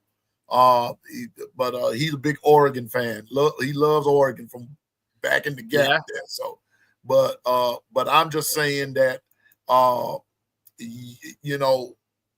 some teams might be okay with you doing what you're doing, but a team like Oregon that's fielding good players and for all intents and purposes could win championships, but you can't get over that championship hump. And I think that's where Dan Lanning is, because like I said, DeBoer beat him twice. Actually, DeBoer beat him 3 times. And so I'm just saying, so that's just for maybe down the road. The way Oregon fans talk on Twitter or whatever, you would think they had like 10 national championships, but they have 0. So I know Oregon's a team that's craving a national championship. They want to be in that top, tier of conversation of the Michigans, Ohio State, Alabama, Georgia. They want to be there. And yeah, Oregon needs to win a national championship, and the way they're building that thing up and recruiting and all the Nike money, they got NIL out the butt. They got plenty of money to do whatever they want with Nike and whatever. They need to win a championship. I agree. Dan Lanning needs to do it. And that's why I said the hot seat is coming for him. Yeah. If he does not win. I think I agree with that. I don't think it would be this year, but I think the hot seat is on the horizon. Maybe if he doesn't do it. He's got to produce. And I mean, you got all that, and like what Nero said, they've been in the hunt for decades. And so and I know Landon only been there for a few years, but with the way things are going now, and you've got, and I'm not gonna say use the word unlimited, but I'm gonna put it to you this way. Yeah. You've got some resources that other schools don't have. Yep. You should be winning. They were in the hunt back when they had Chip Kelly in the 2010s. Yeah. I mean, they've been a team that's been close for so many years, and eventually they just you would think that they're probably going to win one, but I can even know one more coach on the hot seat I'll throw in, and then we'll move on to the next question. I know it's been a lot of names or whatever, but I would even throw in, even just being a rational Michigan fan, I'm not saying hot seat, but Sharon Moore has a lot to prove at Michigan. He had a lot of mistakes last year in game coaching decisions and mistakes, and the fact that he didn't get a transfer portal quarterback last year and really pretty much costed us our whole season last year, if you think about it, just by not getting a competent quarterback. The one saving thing for Sharon Moore that so many fans are happy about is just the fact that he beat Ohio State, and then the fact that he beat Alabama too, even though that was a bowl game. Players sit out, and the bowl games aren't what they once were. If it's not a playoff game, they kind of lost a little luster. But then the fact that he was able to get Bryce Underwood, and he's such a good recruiter, bought Sharon Moore a lot of time with Michigan fans. Because there was a point last year when we were like 5-5, we were doing bad. We weren't, there was a point where it was starting to get like hot seat talk was already, maybe this guy's not the guy. But then he kind of did save himself with beating Ohio State, Alabama, and getting Bryce Underwood. That was just such a hyped up recruit in the future of our program. But yeah, even Sharon Moore has a lot to prove still. I don't think Michigan would necessarily fire him, but he's another guy at Michigan. You either win or you don't make it. So right. This is my son again. I wouldn't be mad as if we took the Ohio State route by buying a natty. Nike gave us a blank check. Use it. I wouldn't mind it either. I have no problem with fans saying that. That's the game we live in now, and use the resources that you can use. And if Oregon can spend a lot of money to buy a roster to win, go ahead. That's how I feel about it. So hey, spend it. If you got it, spend it. And put it out. Good morning, Bino. The GM is here. Spend it and they will come. It is what it is. They'll come. But you have to give people a reason to want to come to your school and play for your team. You got to give them a reason. And that's where we are now. I was going to say, I'm not sure how much your son is into recruiting, or I'm not sure how, if he's a casual Oregon fan or a super diehard that knows all the recruits and everything. But I was just going to tell him, keep your eye open for Decorian Moore this year. 5-star plus true freshman wide receiver Decorian Moore. Keep your eye out for him this year. He's gonna be a good one for you guys. And also, Jacob, now I know a lot of talk about Tank Jones is out there, but Oregon is also in the running for Tank. Alabama, Texas A&M, Oregon. I know those three. So it's not out of the realm of possibility. So that's part of that recruiting trail. But, Tank is one of those. I was talking to Amber about that, and in that situation, in that specific recruitment of Tank Jones, it's almost like Alabama is going into that with a knife, and the other two have a gun when you're talking about NIL money. Because you're facing Oregon and Texas A&M, and those are teams that will drop a massive bag. I'm not sure about Alabama's NIL situation. That's something that you would be able to talk more about. But I just am saying, when you're facing Oregon and Texas A&M for a 5-star recruit, you better have your stuff in order, because those guys are willing to drop massive, massive amounts of money.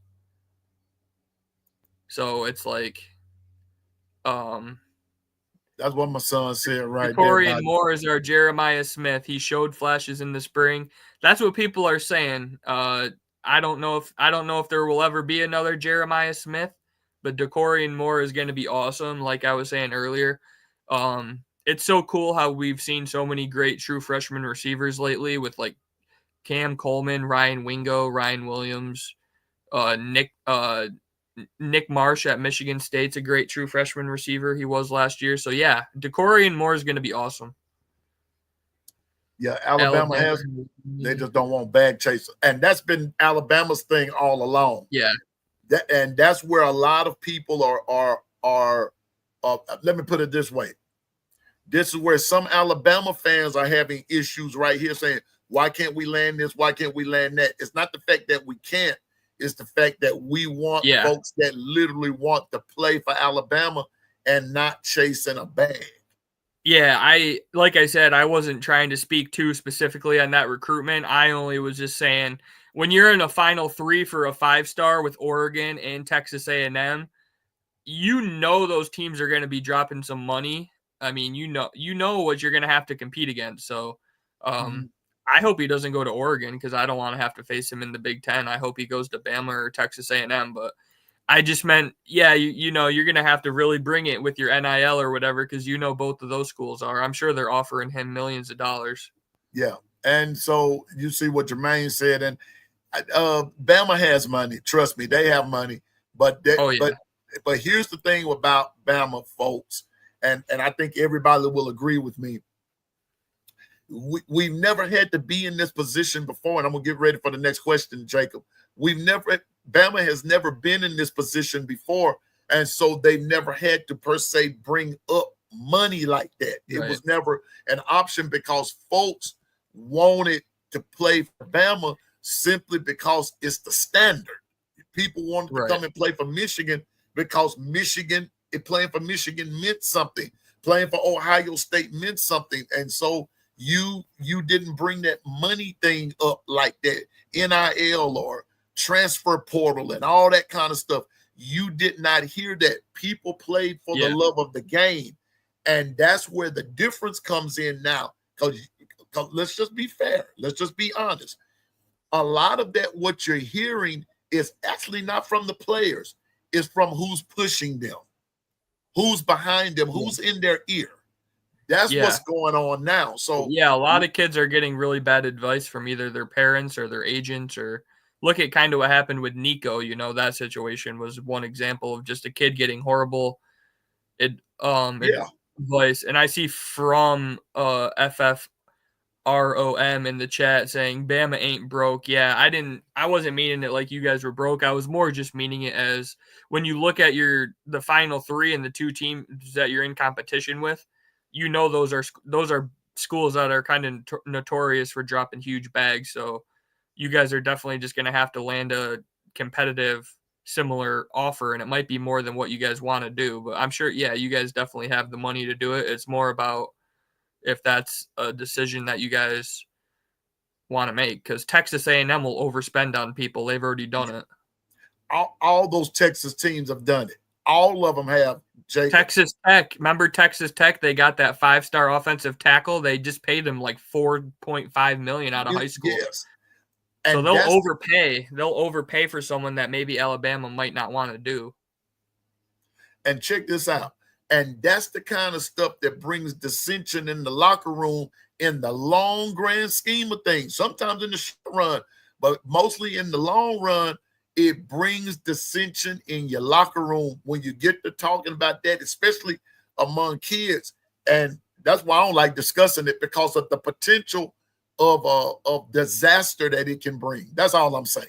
That's all I'm saying. So I wasn't even trying to get off into that, but because I'm from the old school. I like talking about this for the love of the game. Because I still love playing.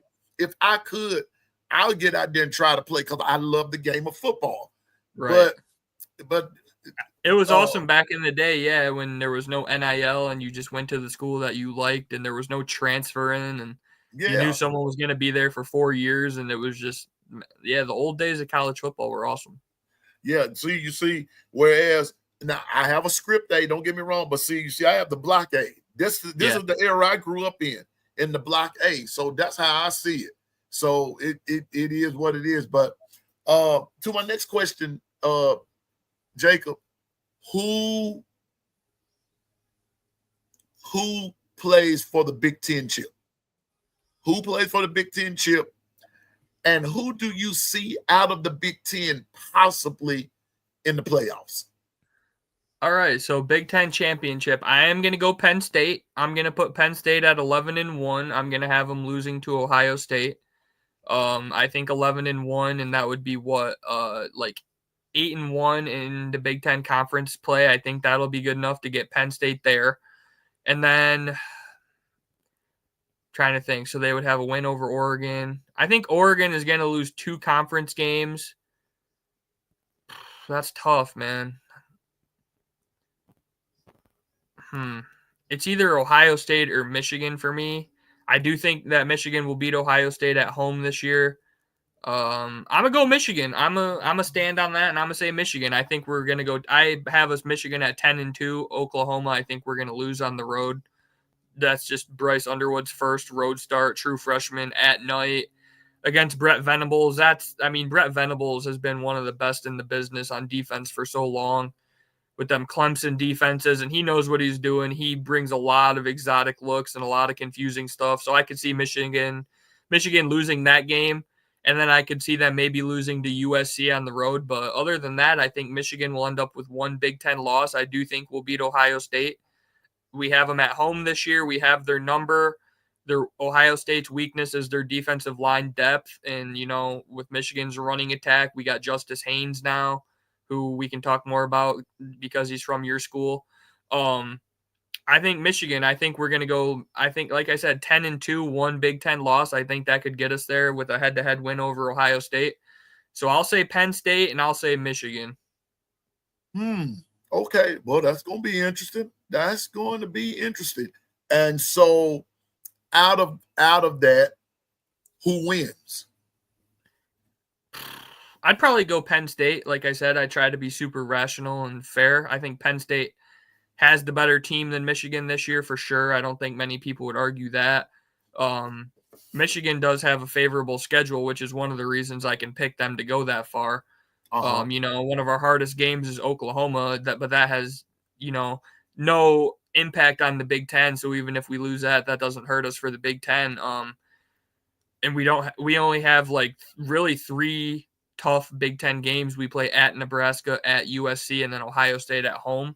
So if we can win 2 out of those 3 and have one conference loss, we're right there. But at this moment in time, I would have to pick Penn State to beat Michigan on a neutral field. Just their roster and just everything that they have, I would have to imagine. It would be unbelievable for me to believe Michigan could win the whole Big Ten this year. That would be crazy.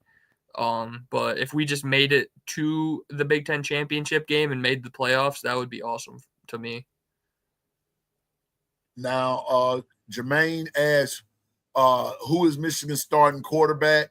True freshman.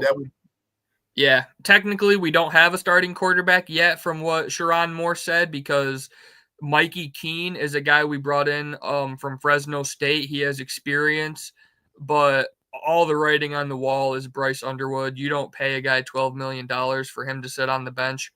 And he's the number 1 overall recruit, 99.99. He's like a Trevor Lawrence, meaning prospect. Obviously, I'm not comparing him to Trevor Lawrence. He hasn't played a down yet. But when you're looking at that level of recruit, he's like a Trevor Lawrence, a Quinn Ewers.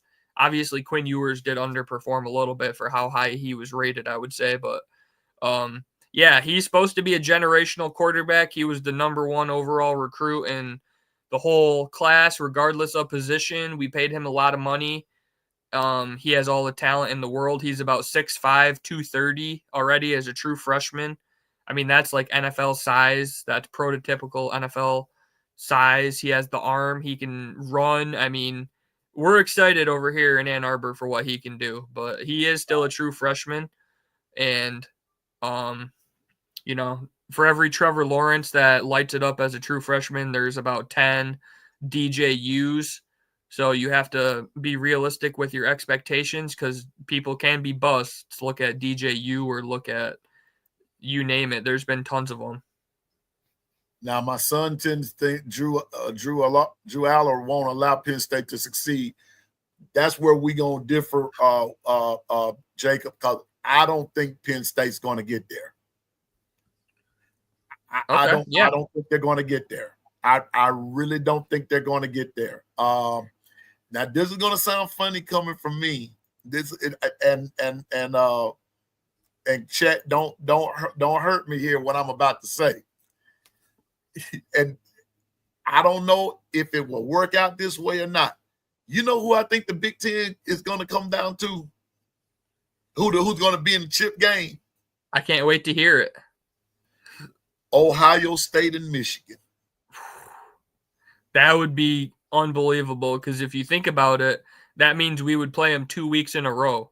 Yeah, I think I can about see it, how things are going. Listen, if y'all would have been paying attention to me, I've been saying that this upcoming college football year is going to be it's going to be a strange year. I think it's going to be very strange. First of all, like B Sharp said yesterday, no wonder he hadn't been in here. But if you listen, what's up, B Sharp and all my other brothers that I hang out with? If like B Sharp said yesterday, this year is going to be wide open. There are no clear-cut favorites. I'm sorry, there are none. So, as much as I love Alabama, and I'm a Bama fan till my casket drop. I'm telling you now, my thing is that the SEC, which leads me to my last question, the SEC is wide open. It is wide open because over half of the SEC, Jacob, have new starting quarterbacks. When that happens in the law of averages, teams don't go far like that. They do, but they don't make it over the hump all the time. The law of averages are against us.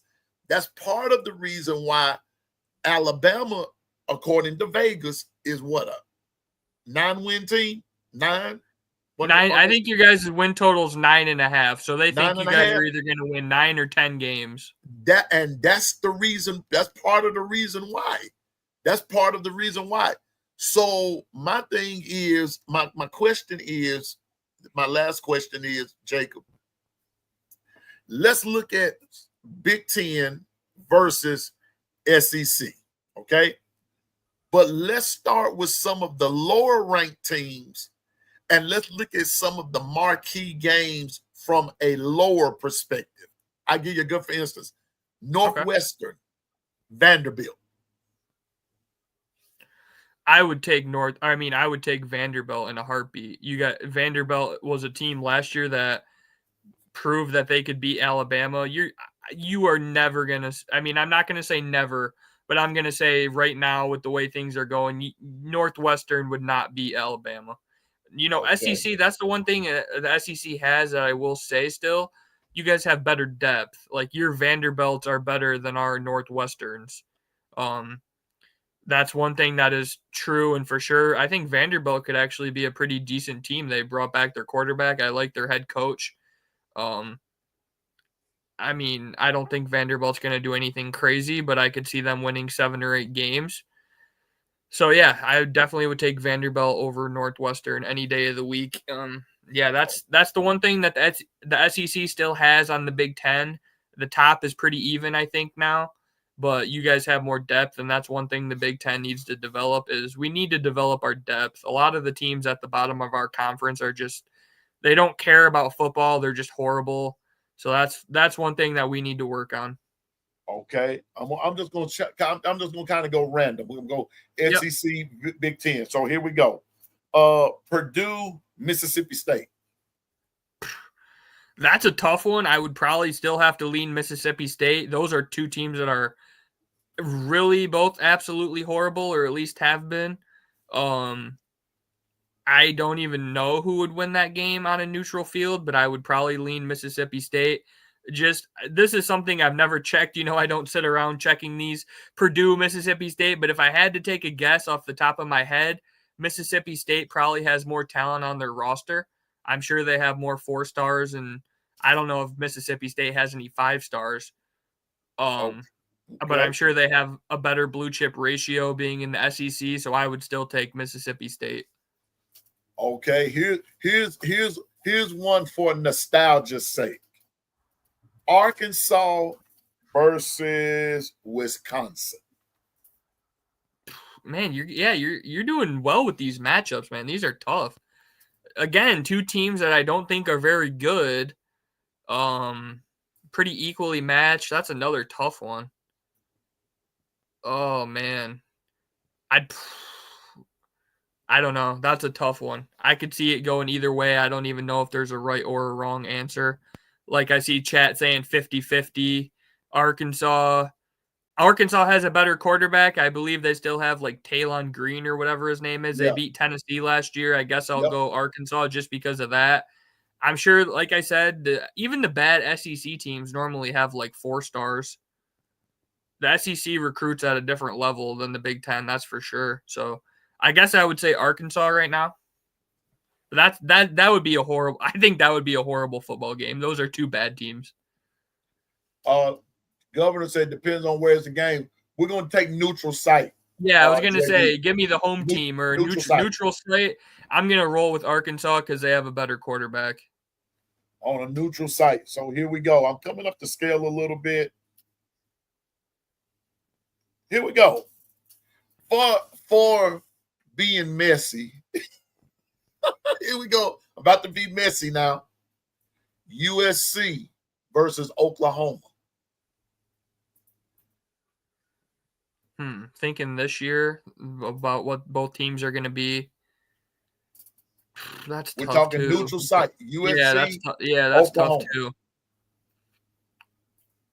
I think I'm going to go Oklahoma because I do think Oklahoma is going to be a lot better this year. I'm actually kind of higher on Oklahoma than most people. I think I like their offensive coordinator that they got from Washington State. They brought John Mateer, who's a really pretty decent quarterback. He is going to really change that offense, and they're finally getting healthy. If you looked at Oklahoma last year, their receiver core, I think they were down to like their 6th, 7th, and 8th receiver. Deion Burks is back. He's a big play receiver. They did bring in Jaden Ott, who is an All-American running back from Cal. So Oklahoma is going to have a revamped offense. It's going to take time to gel, I think, just because there's so many new pieces. I'm glad Michigan plays them week 2 and not. I think by week 8 or 9 or maybe 6 or 7 later in the season, I think Oklahoma could be a problem. They have a lot of established good players. They have an All-American running back. They have Mateer, who has proven he can play. They have Deion Burks. Their biggest question is their offensive line. Oklahoma's offensive line last year was horrible. So that's their biggest question mark, and that's kind of how I think Michigan, if we're going to beat Oklahoma, I think that's how we're going to do it. We're going to dominate them on the line of scrimmage, especially our defensive line versus our offensive line. But I would take Oklahoma over USC. I do think by the end of the season, I think Oklahoma is going to be a pretty good football team. Okay, a couple more, about 2 or 3 more. Ole Miss, Iowa. It's crazy. I've been going all SEC, but I really feel this way. Ole Miss, I don't think Iowa's very good at all, and Ole Miss does have a lot of talent. I know their blue chip ratio is pretty high. They do recruit pretty well. Their biggest question is their quarterback. We don't really know what he's about yet. We don't know if he's any good, but Iowa can't score. I really don't think if Iowa played a decent to good SEC team, I don't even know if Iowa would score 10 points. I mean, that's how horrible their offense is. They do have a good defense. Right.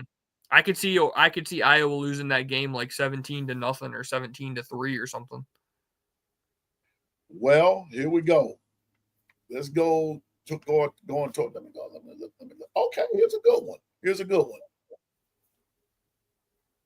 Nebraska, Texas A&M.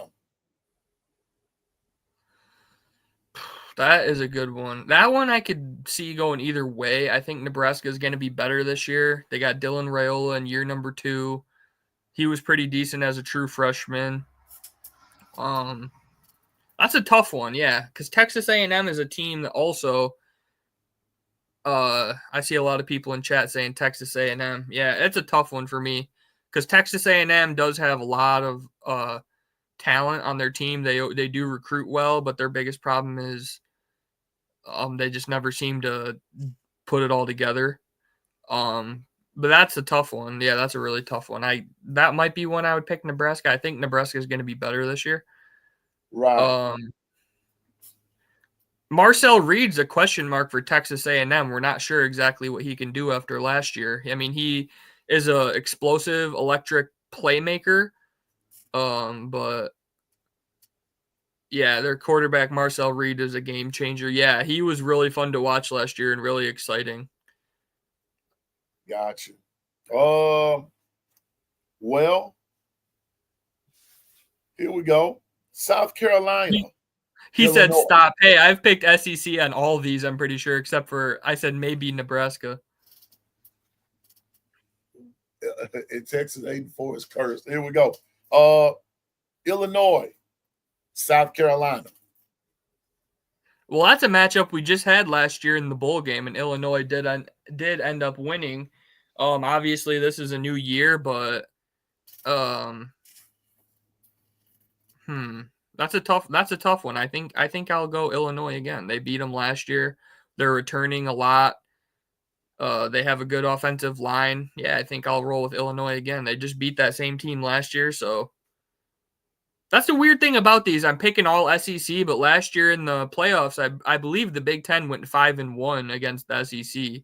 So it's just like, it feels like on paper the SEC always has the advantage, but it seems like a lot of the time the Big Ten finds a way. I think a lot of that is to do with, if it's not a playoff game, a lot of these bowl games, I don't think that the SEC takes as seriously. Right. Well, somebody brought up Florida. You're going to get what you asked for. Florida, Indiana. I'm going Florida for sure. I'm high on Florida this year. I think Florida, I should preface this by saying if DJ Lagway's healthy, that's a huge if, and that's a huge thing that we've never really seen with Lagway. He's always injured, it seems like. I just saw yesterday that he's already in a walking boot again. Yep, that's what I was about to say. At Florida's training camp, he's in a walking boot. But if Florida can keep DJ Lagway healthy, I think Florida is a team that I had him saying I could see him winning 9 games. You got to remember when Lagway's healthy, Florida has never lost a game. They were undefeated last year when Lagway played the whole game and didn't get hurt or whatever. They didn't lose a single game. They should have beat Georgia. I think they would have beat Georgia last year, but Lagway went down with that injury. They had the lead. I love DJ Lagway and what he can do. But the thing, like I said, is injuries. A guy that can never stay healthy, isn't really good for too much. But if they can keep Lagway healthy, I was having Florida as like a sleeper pick to almost maybe even make the playoffs. Like I think they could be that good at 9-3. Obviously, their schedule is so brutal. If you look at their schedule, it's one of the hardest schedules in college football. They have an absolutely insanely hard schedule. But with that schedule, I think 9 wins would get them into the playoffs. Right. But their whole season hinges on Lagway. If Lagway's hurt all season and in a walking boot and can't play, they're toast. Billy Napier's job will probably be gone, but I think Lagway is that good of a player, but it's all going to come down to his health. Okay. Just a couple more. Penn State, Texas. Texas and Clemson are my 2 natty preseason picks, teams that I think could win the national championship. That's a tough one. That's a game that I could see being like a college football playoff semifinal or maybe a national championship if Penn State made it that far. But that's a tough one. That's a really tough one. But I think I would go Texas just because coaching staff. I like Sark a lot. I really like Sark and what he's building at Texas. I love their defensive coordinator. He has a hard last name to pronounce, but I think it's Pete something. You guys know who I'm talking about. He has a really long last name, but he's a really good defensive coordinator. They got Anthony Hill, one of the best linebackers in the country. They have just talent on talent. I mean, they've been recruiting at a really scary level. I know all the talk is about Arch Manning. It's just like Manning hype season all day long. But if you look at the rest of Texas's roster, they have a lot of good football players. They got C.J. Baxter coming back from a ACL injury last year. You remember when Nick Saban said C.J. Baxter was one of the better running backs that he's seen. Yeah. So he's a scary player. They have him matched up with Travion Wisner. They have that running back duo is going to be good. They have skill on the outside with Ryan Wingo.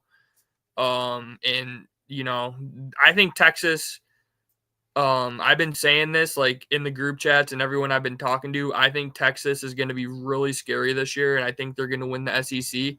I know that's probably not going to resonate too good with your Alabama fans, but that's just my opinion. I would love to hear what you guys think. But yeah, I'm like super high on Texas just this year. I think they have a really good chance to win the national championship. What do you think? Am I too high on Texas? Am I drinking the Arch Manning Kool-Aid, or am I kind of right on, or what do you think? Man, get off that Arch Manning Kool-Aid, man.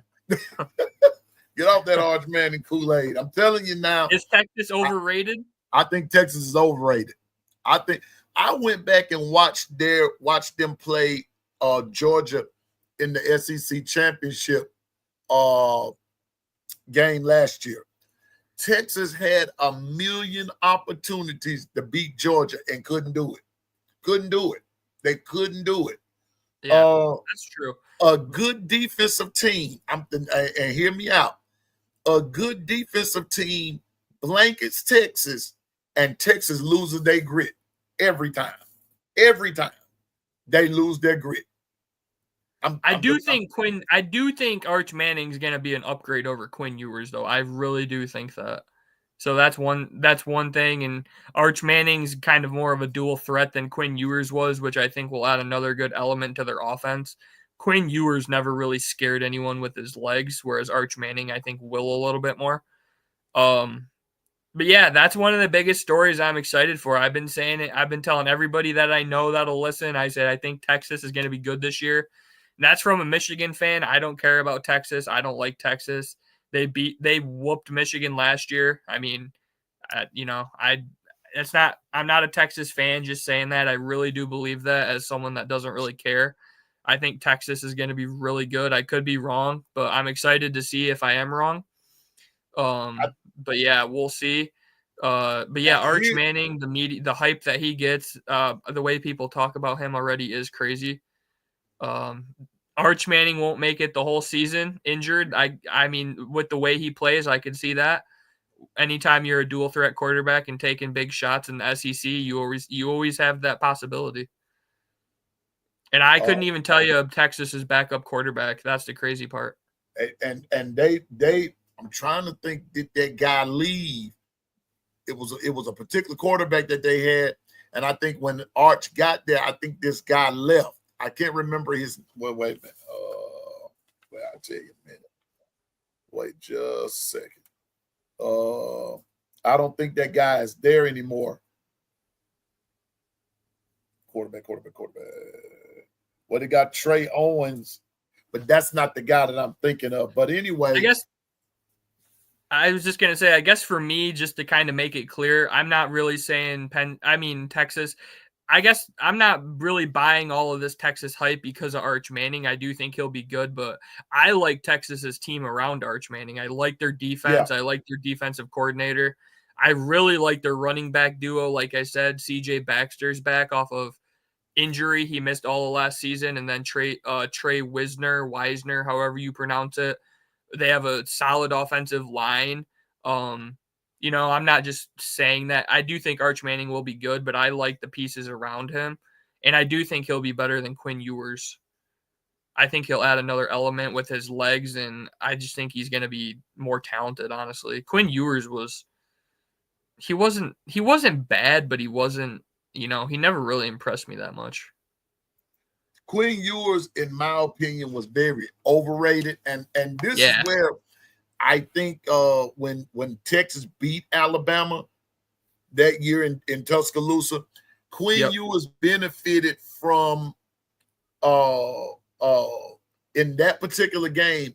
Quinn Ewers benefited from a good defense. That's what JB was saying. That's what I think. Arch Manning is going to benefit the same way. It will not be because of his arm. It's going to be because of a good defense setting them up. Yes, I like Texas's defense. Yeah, that's the thing. I'm not one of those crazy people saying Arch Manning's winning the Heisman or anything. He still has to prove it. But I just like Texas's team around him, and I like their coaching staff a lot. Amber, you sort of sound like OG Gill. He's having Clemson. Alabama, Clemson national title. Man, we're going back 10 years here. That would be crazy. Clemson is my other team. I was saying Texas and Clemson. Those are my two preseason national championship picks. Just for myself, I love what Clemson returns to. I know they're not, Big Ten or SEC, but just talk about them real quick. I love what they return. I think their defense is going to be nasty. They got TJ Parker. They have two guys, a defensive tackle, and then they have an edge rusher who are probably going to be top 10 picks. And then also, I think, and just in my opinion, I know a lot of you guys probably have different opinions. I think they have the best quarterback in college football. I am huge on Cade Klubnik. I love Cade Klubnik. I think he's going to be really good. A lot of people like Nussmeier. A lot of people like Lenora Sell. I've heard a lot of different opinions on who the best in college football will be at quarterback. But for me, Cade Klubnik, his third year in that system with Garrett Riley. So his third year with the same offensive coordinator.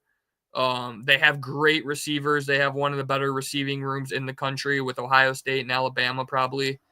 Clemson, I'm telling you guys, this is the year for Clemson. They're going to be really good. They're a lot like Penn State in the fact that they brought back a lot of experience and veteran talent, and they've kind of been building for this year the same way Penn State has. But I do trust their coach, Dabo. I mean, Dabo's won multiple national championships, so we know he knows how to do it. But yeah, I think a lot of people are sleeping on Clemson this year, but it would not shock me if they won the whole thing. I'm not sold. What do you think? Do you like Cade Klubnik? Do you think he's going to be one of the best, or what do you think? First game, and I've been saying this all along. Now I'm gonna put this disclaimer out there, Jacob, and everything, bruh. I'm no insider. The only thing I'm inside is a kitchen a lot of times and finding me something to eat. I got all the inside scoop about what's in a kitchen. Good biscuits and gravy and good old down home Southern fried chicken and all that kind of stuff.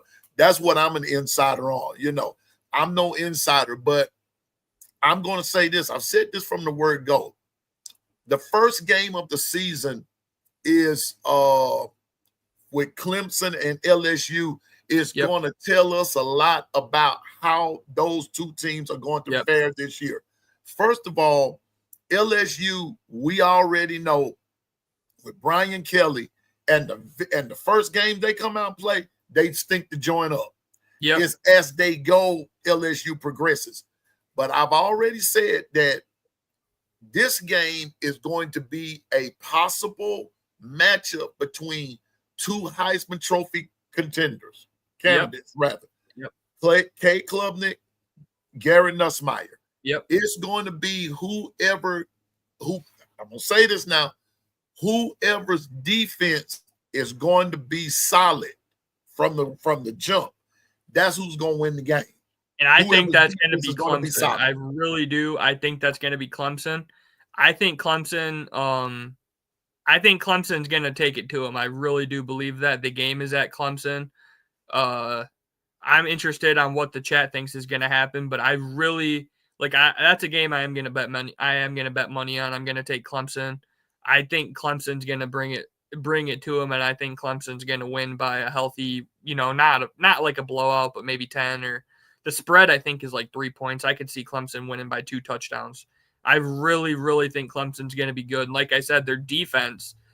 That's the thing people don't. They have a couple guys on that defense that are going to be top 10 picks. Like I said, T.J. Parker. I believe he had like 19 tackles for a loss last year, 6 forced fumbles, 11 sacks. I mean, he's a game wrecker. Yeah, Clemson, I think, is really going to be really, really good. I think a lot of people underrate them because they're in the ACC and also because Dabo kind of fell off. He hasn't won anything in quite a long time now. But I'm not so sure how Clemson's going to do in the long-term picture because they've really been building for this year. I don't know about next year, but, that doesn't really matter right now. But I think this year, right now, I think they're going to have one of the best teams, and I wouldn't be surprised if they won the whole thing. I already placed a bet on Cade Klubnik to win the Heisman at 14-1, so we'll see. Hopefully that hits. But yeah, I really think Clemson's going to be really good. I think LSU is going to get smoked, but we'll see. Yeah, it's going to be, but I'm high on Clemson's receivers. Those guys, because they had some receivers that were all right there at 1,000 yards last year. And so I'm, LSU on the road in Death Valley in Clemson, South Carolina. I'm gonna take Clemson in that game. So, but anyway, great receivers, one of the best quarterbacks in the country with a nasty defense. I mean, you can't go wrong with Clemson, I don't think. And they play in a fairly easy conference. I think they're really going to be the real deal. But we'll see. And that's another thing that's going to that they're benefiting from is the fact that the ACC is sort of down because of obviously Florida State's down. SMU is not there yet. They don't play Miami, I don't think, in the regular season either. I don't think so. So I'm just saying, this is a hot take that I have. This is kind of one of my hot takes. Sometimes I make like hot takes or whatever that I think of, or we'll see what you guys think in the chat about this. But I think Clemson's going to be 13-0 heading into the playoffs. I really think they're going to be I really am strong on Clemson. I am going to bet them to win the national championship before the season. I'm a bet they're over. I'm a bet mostly all that type of stuff. But the playoffs is a whole different animal. I'm not going to say, it's all about matchups and health and all that type of stuff. But I think Clemson, they're going to be 13-0. I think they're going to go undefeated in the regular season. And I think they're going to win the ACC championship. And then after that, like I said, it's who knows who they play or who knows what happens. But I'm that high on Clemson. They do play 2 SEC teams. I've seen a lot of people say they play an easy schedule. They do, but they do play South Carolina, who is pretty decent, and they do play LSU. So, I mean, they are going to have 2 SEC games under their belt. They play South Carolina the last game of the year, and I think that's who's going to beat them. South Carolina has had their number the last couple of years. And South Carolina's good. This is I was looking at Steve Hicks. He said Bama's winning the national championship. I'll give just talking about Bama, my Bama prediction I put out on my Twitter the other day. I said I had you guys going 10-2. I don't know if a lot of you guys agree with that or not, but I said I think you guys are going to lose at Georgia. I don't know. I just think this is the year, maybe not. And then I said that the trap game was at South Carolina. I think a lot of people are sleeping on that game. You guys had a tough game versus them last year, and that's a really tough place to play. I remember when Tennessee went to South Carolina a couple years back and got absolutely smoked. I think South Carolina usually has a good crowd and good environment. So 10-2, how do you feel about that? Do you think 10-2 is reasonable for you guys, or? Me, Jacob, this is going to sound unrealistic coming from me. First of all, Georgia won't beat Bama. They're not going to beat them. Alabama owns them. Yeah. And I'm about to say something here, and I'm going to answer it on this wise, Big J, and that's just here. Georgia, honest to goodness, on paper, they look good. But Georgia had a lot of spots they had to fill. Because when you go back and you look at their right quick while I'm doing this, Georgia had a lot of spots they had to fill. Like they have 4 returning starters on offense, 3 on defense. They only have 7 coming back. So and then they played that portal just right. So but beating Bama, no. Number 2, South Carolina ain't gonna sneak up on nobody this year. They sneaked up on everybody last year. Sellers is a good quarterback, but South Carolina lost some cats on defense that's just solid. Now, by the time we play them, they're gonna be hyped up because, like JB says, Bama is everybody's Super Bowl, so everybody's gonna be hyped up. The janitors would even get up playing for Bama, playing against Bama.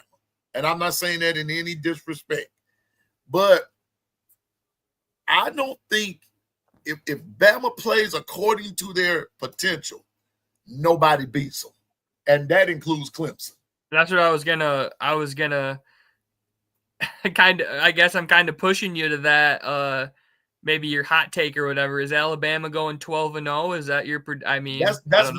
That's and Amber, I see you. I think Bama goes 11-1. My hot take is nobody beats them. You know who I can tell you right now? You know who Amber thinks that you guys might lose to, and you guys will probably freak out. But she says it's a tough, trappy game. Is Auburn? Throw everything out the window. You're going to their stadium. And you know how their stadium is. That's just like when we play Michigan State. Everything goes out the window. That is the cemetery, man. That's the cemetery. I'm telling you. But I believe that, okay, I'm gonna say this too. Since she brought up Auburn. Y'all brought up Auburn. Auburn's game or Auburn's season, in Piano Man's unsolicited opinion, is going to come down to their first game against Baylor. I've been hollering it. I agree. If they lose to Baylor, I think they're going to spiral. If they lose to Baylor, I'm telling you now, I'm calling it now. If they lose to Baylor, there will be fireworks on the plains over there at Auburn. Do you think they're going to lose to Baylor? I believe Baylor's going to beat them. I saw Baylor's now the favorite. I didn't know Baylor had that good of a squad this year, but apparently Baylor's supposed to be pretty good. Baylor, let me see. Hold up for a minute. Big 12. I see people in the chat saying Auburn is trash. I agree, Auburn is trash, but you know how rivalry games work. A trash team can beat a good team. We just saw that last year with Michigan and Ohio State. It's like records don't matter, stats don't matter. In a rivalry game, nothing really matters besides just heart, and weird things happen. Baylor has 13 returning starters coming back. Yeah, Baylor, that's what I've heard. They've got a good little squad. They're actually favored now. Yeah. They're favored over Auburn now, which is crazy just when you think about an SEC team and all the talent. Auburn has talent, 4- and 5-star players, but that will be a good game, Piano Man. That's actually on a Friday night, so that's and I'm watching we can sit back and relax and watch it on Friday night before all the games on Saturday. So that'll be good, and I'm sure everyone in your chat's going to be going for Baylor. I've said it from the start. Amber said the trailer parks in Auburn are going to crash out. They better get ready to crash out because I honestly believe Baylor is going to upset Auburn. And that's when the fireworks are going to start. Because I keep telling everybody, I have a funny feeling about the game. I have a funny feeling about that game. What's up, Nick? Auburn has a very interesting fan base on Twitter. They seem to crash out and get really mad. They are some interesting people. I've had a chance to meet a few of them, and they have a lot of passion. But man, some of them people are interesting. So back to a couple more games. Here we go. Yeah. Georgia, Ohio State. That is a tough one this year too, because I kind of feel the same way about Georgia and Ohio State. They both have talent, but for me, it's the quarterback play. We don't know what Julian Saint's going to be at Ohio State. You know, he is supposed to be really good, but how many guys have we seen that are supposed to be really good that are not good? And then also with Ohio State, 2 new coordinators. I think people underestimate how tough that is to adjust to. They talk about it more in the NFL, I think. But 2 new coordinators is a huge, huge adjusting point. I mean, they have Matt Patricia now as their defensive coordinator.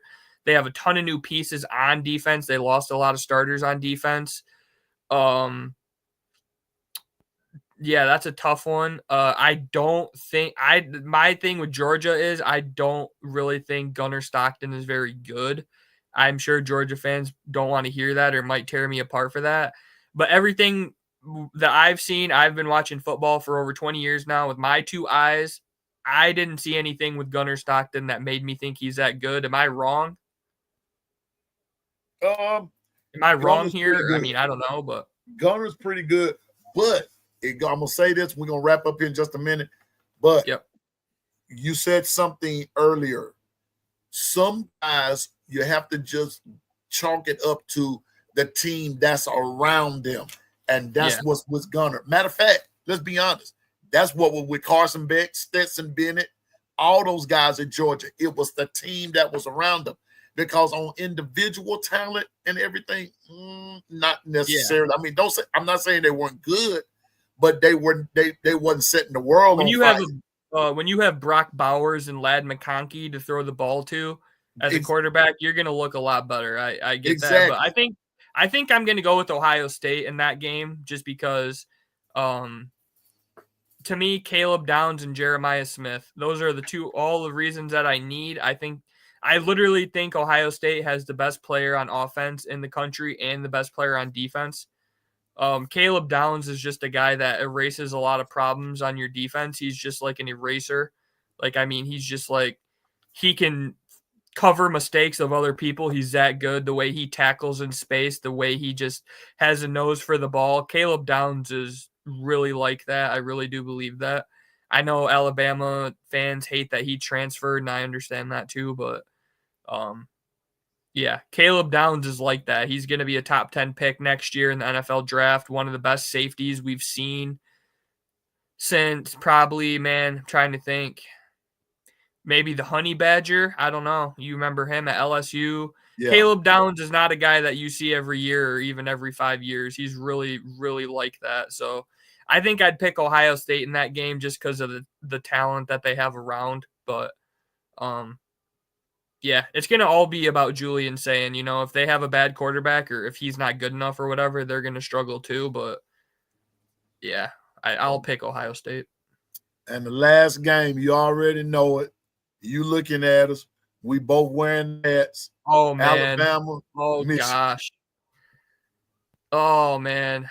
That's so tough for me to say. Like I said, I kind of feel the same way about our 2 teams as well. That's the weird thing I'll just say this year in college football that I'm so excited about. A lot of the big dogs don't have proven quarterbacks, so there's so many questions like Alabama, Michigan, Ohio State, Oregon. I even kind of throw in Georgia because we don't know exactly what Stockton is. He did play a little bit. And even you can throw in Arch Manning too. There's so many big dogs this year that have unproven quarterbacks, which we haven't seen a year like this in a while. But I mean, right now I would probably give you guys the advantage over Michigan just because we have a true freshman quarterback. You have a senior quarterback. That's obviously huge. Your guy has been in the system for 4 years. Our guy is right out of high school. Yeah, I would say you guys, but I don't know. We do have your number. But I don't know. A lot of that I think was Jalen Milroe. He loved giving Michigan the ball, but I think I would lean Alabama right now. But I want to see more of what this season holds. I think there's a chance we play each other in the playoffs. I think that's a real possibility. I've seen a couple people predicting that. I saw they put Alabama at a 7 seed and they put Michigan at a 10 seed. So a playoff game in Tuscaloosa, Michigan and Alabama for the 3rd year in a row, I think would be awesome. You guys are trying to get your payback on us, and I can't imagine if we beat you guys 3 years in a row. I don't know what would happen, but there'll be mutiny on the ship, man. I'm telling you, if y'all beat us 3 years in a row, it's gonna be some. You talk about Auburn crashing out. Tuscaloosa might have to call in the National Guard. And you guys just have more. You guys have a better talent composite on your guys' roster than Michigan too. You guys have a lot more 5 stars and 4 stars, and that stuff does matter. Yeah, I think that would be a pretty good game, like it has been. I mean, every time we play you guys, usually the last couple of years, it's been a good game. So I don't think it would be anything other than a good game. But yeah, right now, until I see how good Bryce Underwood is, because he still is a true freshman, no matter what his recruiting ranking says, I would give you guys the advantage. But yeah, I hope that happens. I really hope that happens. It's been a fun kind of little rivalry. Yeah. So if we could play you guys more, that would be cool. Yeah, and it has developed. Actually, it has, like you said, it has developed into a rivalry because Michigan and Alabama don't see each other that much. But the last couple of years, it has. Y'all owned us. I don't know how good you could answer this really more than anyone probably, but I don't know how good your guys' offensive line is going to be this year. But I could see that being just kind of like last year. I could see really the last 2 games that we played you guys, that could be where we could give you an issue. Our defensive line is going to be pretty nasty. But I think everyone's saying you guys are going to have a really good offensive line, so that might equal out. But that's one place where I could see Michigan getting an advantage on you guys, possibly kind of like the last 2 years. But everything I've been reading says you guys are going to have a dominating offensive line again. So I guess we'll see. I've said all along that the part of the Alabama on the offensive side of the ball, the X factor would be the O-line, how they perform, how the injury bug would look to them. Replacing Tyler Booker, replacing Elijah Pritchard, who's going to fill in the both tackle positions. Yeah. Well, my bad. The tackle on the right, the guard on the left, all that kind of stuff. Alabama, that's their weak areas, especially coming on that weak side. And that's Michigan's strength. So that's the one potential. Obviously, we're not even sure if we'll play it, but just looking at it, that's the one area where I could see if you guys struggle on the offensive line, Michigan maybe could eat you guys alive. Just kind of. Especially in that ReliaQuist Bowl. I don't know what was going on there, but your guys' offensive line did not play very good. But if you guys have a really good offensive line and everything like that, I think you guys would probably be able to handle us. And then especially with your guys' defense, you guys are supposed to have a really good defense. And if you guys can stop our running game, then Michigan says Alabama projected to have the number 1 offensive line, and that's true. Projected is one thing, but actually carrying that thing out, that's going to be a whole total different ball game. And I've been saying it before, Amber. I've said it. If the injuries are good, are good to us, and our O-line is solid, nobody beats Bama. But those key components there on the O-line has got to be consistent week to week. There can't be any letdowns. And then that injury thing, there can't be any letdown because Bama's not that deep on O-line. That's all I'm saying. I'm not sure exactly what year it changed. You would know this. But I was just thinking, I used to love the way Alabama, you guys used to play that smash mouth ball too before you guys went to a more spread offense. I think it was that when you guys got Tua, I believe. I just remember the old Alabama teams with like Mark Ingram and stuff. You guys were such a smash mouth team. You guys reminded me a lot of Michigan, man, and those teams were fun to watch. And then you guys obviously got Tua and you guys got Bryce Young and you guys went to a more spread offense. But I remember just those old Alabama teams. Those teams were fun to watch. You guys would barely throw the ball. It would be like play action or whatever, and you would just be pounding people right in the mouth. And I like football like that. Yeah. Give me football the old time way. Yeah. Where you I mean, not necessarily 3 yards in a cloud of dust. That's not what I'm saying. But spread it out, but don't abandon the run. That's all I'm saying. Don't abandon the run. You can't just be passy all the time. Yeah. And I think that's what got us in trouble last year, trying to pass. And then even in the passing, trying to go deep all the time.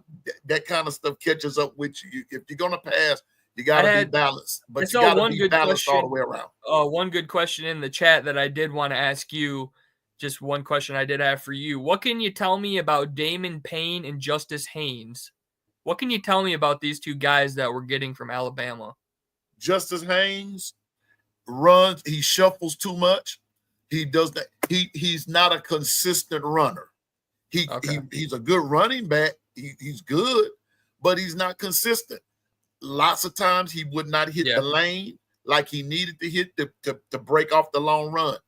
But now let me also say this. I believe that the Michigan system will fit him better. But if he's still going to have that shifty problem with his feet and not run hard and run straight ahead and always running east and west versus north and south, he's not going to render you all too much of an answer like he was. That kind of is reminding me of Donovan Edwards, a guy that just stops in the hole and kind of stutter steps. Yeah. Yeah, man. Yeah, all that stutter stepping. Just run, man. Run the football. I know. Just hit the hole, accelerate, and just go forwards, man. Donovan Edwards did that for us sometimes, and it was frustrating. And then Damon Payne is a guy we got from your guys' defensive line. Did he get any playing time? Is he going to be any good for us? He probably will be. Sometimes guys don't fit a particular system. And they go somewhere else, and they'll eat real good. And so I think Payne and Haynes are going to flourish in your system. I think Payne will more than Haynes will, because Haynes has a mechanical problem. His thing is about mechanics. Yeah. But I just believe that Payne will be okay. Haynes has to stop shifting his feet. Run the football, run with purpose, be intentional in everything that you do. Yeah, just hit the hole, accelerate, and go forward. I hate Donovan Edwards, like I said, used to do that where he would stutter and then he would go side to side, east to west. And it's like, dude, just hit the hole. Even if you get 3 or 4 yards, just go forward. So, I mean, it was 3. If you get 3 yards, that's 3 more than you had to start with. You know. You're not going to bust them all. You're not going to bust for 8 or 9, 10 or a touchdown all the time. That's not going to happen. That's not even realistic. Even for Derrick Henry. Derrick Henry gets popped every now and then. Somebody you get popped. Every running back. Yeah, you're going to have plays where your offensive line misses an assignment and you get popped in the backfield. That's just how it works.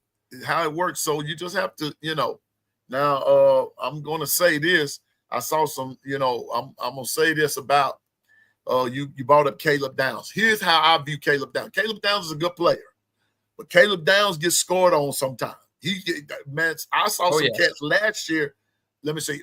Oregon, what's that dude's name? Shoot. Was he what position was he? I probably could help you out. Receiver? Caleb Downs, the guy from Oregon, he's a wide out. Tez Johnson? Was it smoke Caleb Downs? All I'm saying is Caleb Downs is good consistently, but there are times that Caleb Downs gets smoked. He got smoked a couple of times when he was at Alabama. I'm just saying. Yeah. That overtime run where Blake Corum scored versus you guys in overtime, that was a Caleb Downs missed tackle. Yeah, Caleb Downs missed him. He was playing as a true freshman, which was pretty impressive. But he was still good. So I'm not writing him off, but I'm not just putting him in there. And then he just so happened he went to Ohio State, They won a natty. Now I want to see Caleb Downs run it back. That's how I determine the goodness right there, the I think greatness he's right going to be a there top is 10 if you pick. can run it back. But it goes back to like what I've been saying about other players. You're only as good sometimes as the players that are around you. Yes. And so I agree. That's the one thing about Caleb Downs this year. They're losing a lot on that defense, and it's a whole new defensive coordinator scheme and all that. So we'll see how he does. But he, like I said, to me, he's probably going to be a top 10 pick. The thing about Caleb Downs is that he's so good at open field tackling. He rarely misses tackles. He's a good player for sure. Because he led them. I'm trying to think now. He led. Was he the second leading tackler? Third leading tackler? I have to go back and pull the stat up. And that disturbed me then when I read when he was at Bama, he was second or the third leading tackler on the squad as a DB. Yeah. I'm from the old school. Excuse me. Y'all forgive me now because I'm not with this new school kind of football. When you got a safety, cornerback, all that kind of stuff, that is your third leading tackler like that, something wrong with your defensive front. I'm sorry. Yeah, I'm sorry. For sure. I'm from that you era. never want a guy at the back of your defense making all them tackles because that making means all those tackles. Wrong. No, sir. You didn't. We did not allow that. That made us look bad. So y'all, forgive this old timer here, but I'm not one to put those DBs on the pedestal like that when it comes to tackling because that's not what they're supposed to do day in and day out because you're going to end up getting hurt. Who do you think Dion was feared because of his ball hawking ability? That's why he was feared. Not because of his tackling, but because of his ball hawking. Ed Reed, all those guys like that. So that's how I view Caleb Downs. But Caleb Downs can tackle. That dude can tackle. Yeah, he really can. He really can. But I just don't feel like that's his sole job. But he's at Ohio State now. God bless him. Who do you think Alabama is going to go against in the SEC championship? Texas. Yeah, that's what everyone's been saying. I've heard so many people say Alabama, Texas. That would be an awesome game. But now I will say this. I'm gonna say this now. I'm still not sold on Arch Manning and the crew. I'm still not sold on them. Yeah, I can see that. Their schedule is a SOP schedule. If you go back and you look at it, their schedule is a SOP schedule. Texas has an easy schedule. Their schedule, Texas is playing. They got Ohio State, they got Georgia, they got Florida. I think those are their three toughest games. Here we go. Texas is playing. Here we go. Texas is playing Ohio State, San Jose State, UTEP, Sam Houston. Come on now. Yeah. Come on now. The Ohio State game will be tough, but but everybody else, they're going to blow them out. Their non-conference schedule goes back to like what you said. They're in CF. Yeah. Then they go to Florida. Then they play Oklahoma. I'm telling y'all now, I've already called it. Don't be surprised if Oklahoma beats them. Did you say that Florida game is on the road or is that at home for them? It's on the road. I could see them losing that game too. Like I said, if DJ Lagway's healthy, I think Florida could beat anyone. But that's just me. But it's all going to be his health. If he's in a walking boot all season, sprained ankle and whatever, Florida's going to be horrible. But if they can keep him upright and healthy, I really think Florida can beat anybody on any given day. And then after Oklahoma, they go to Kentucky, they go to Mississippi State, they play Vanderbilt, they go to Georgia, they play Arkansas, and Texas ends with Texas A&M.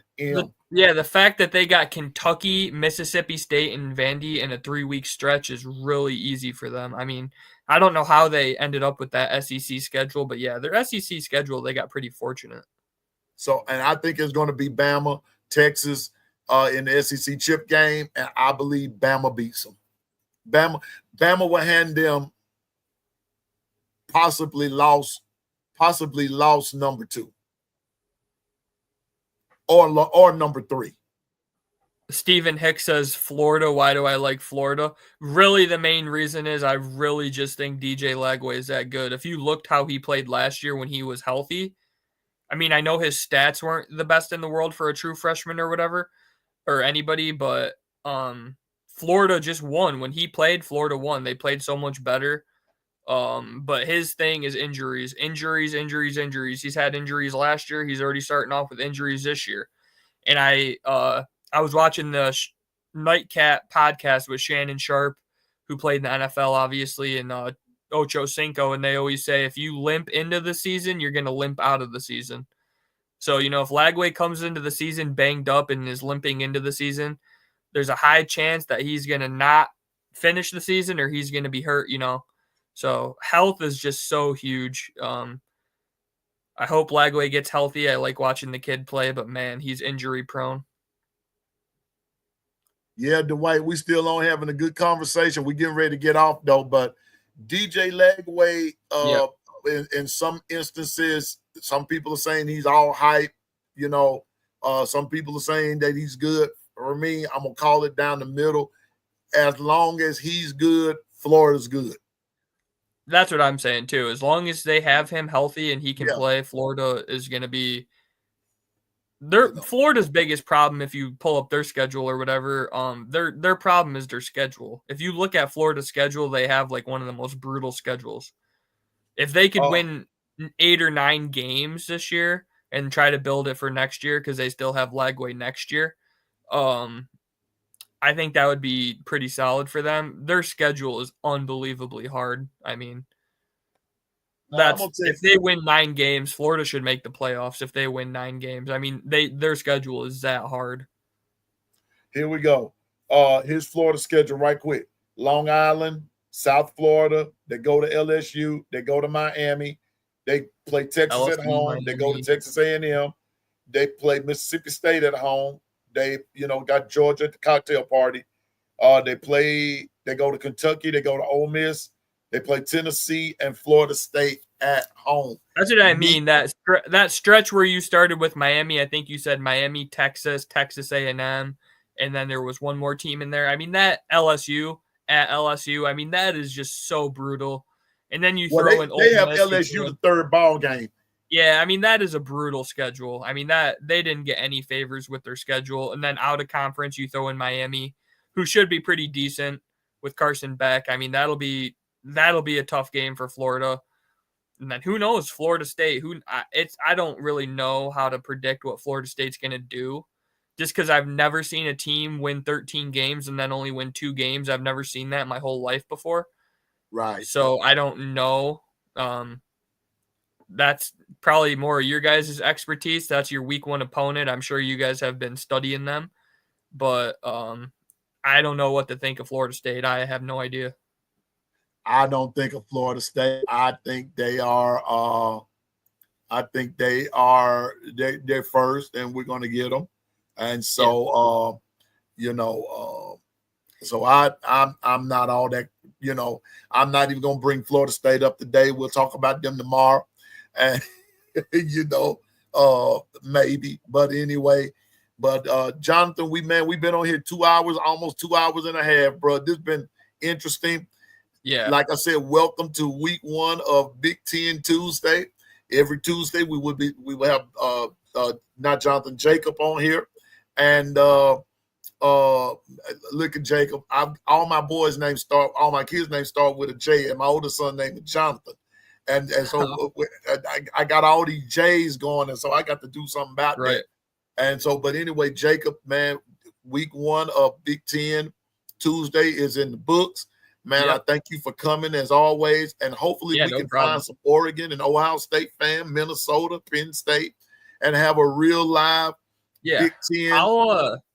I'll do some looking this week on Twitter and stuff like that before next Tuesday, and I'll try to see if I can find some people of other teams, and that would be super cool. So I'll try to work on that, and if I find them, I'll get them in touch with you.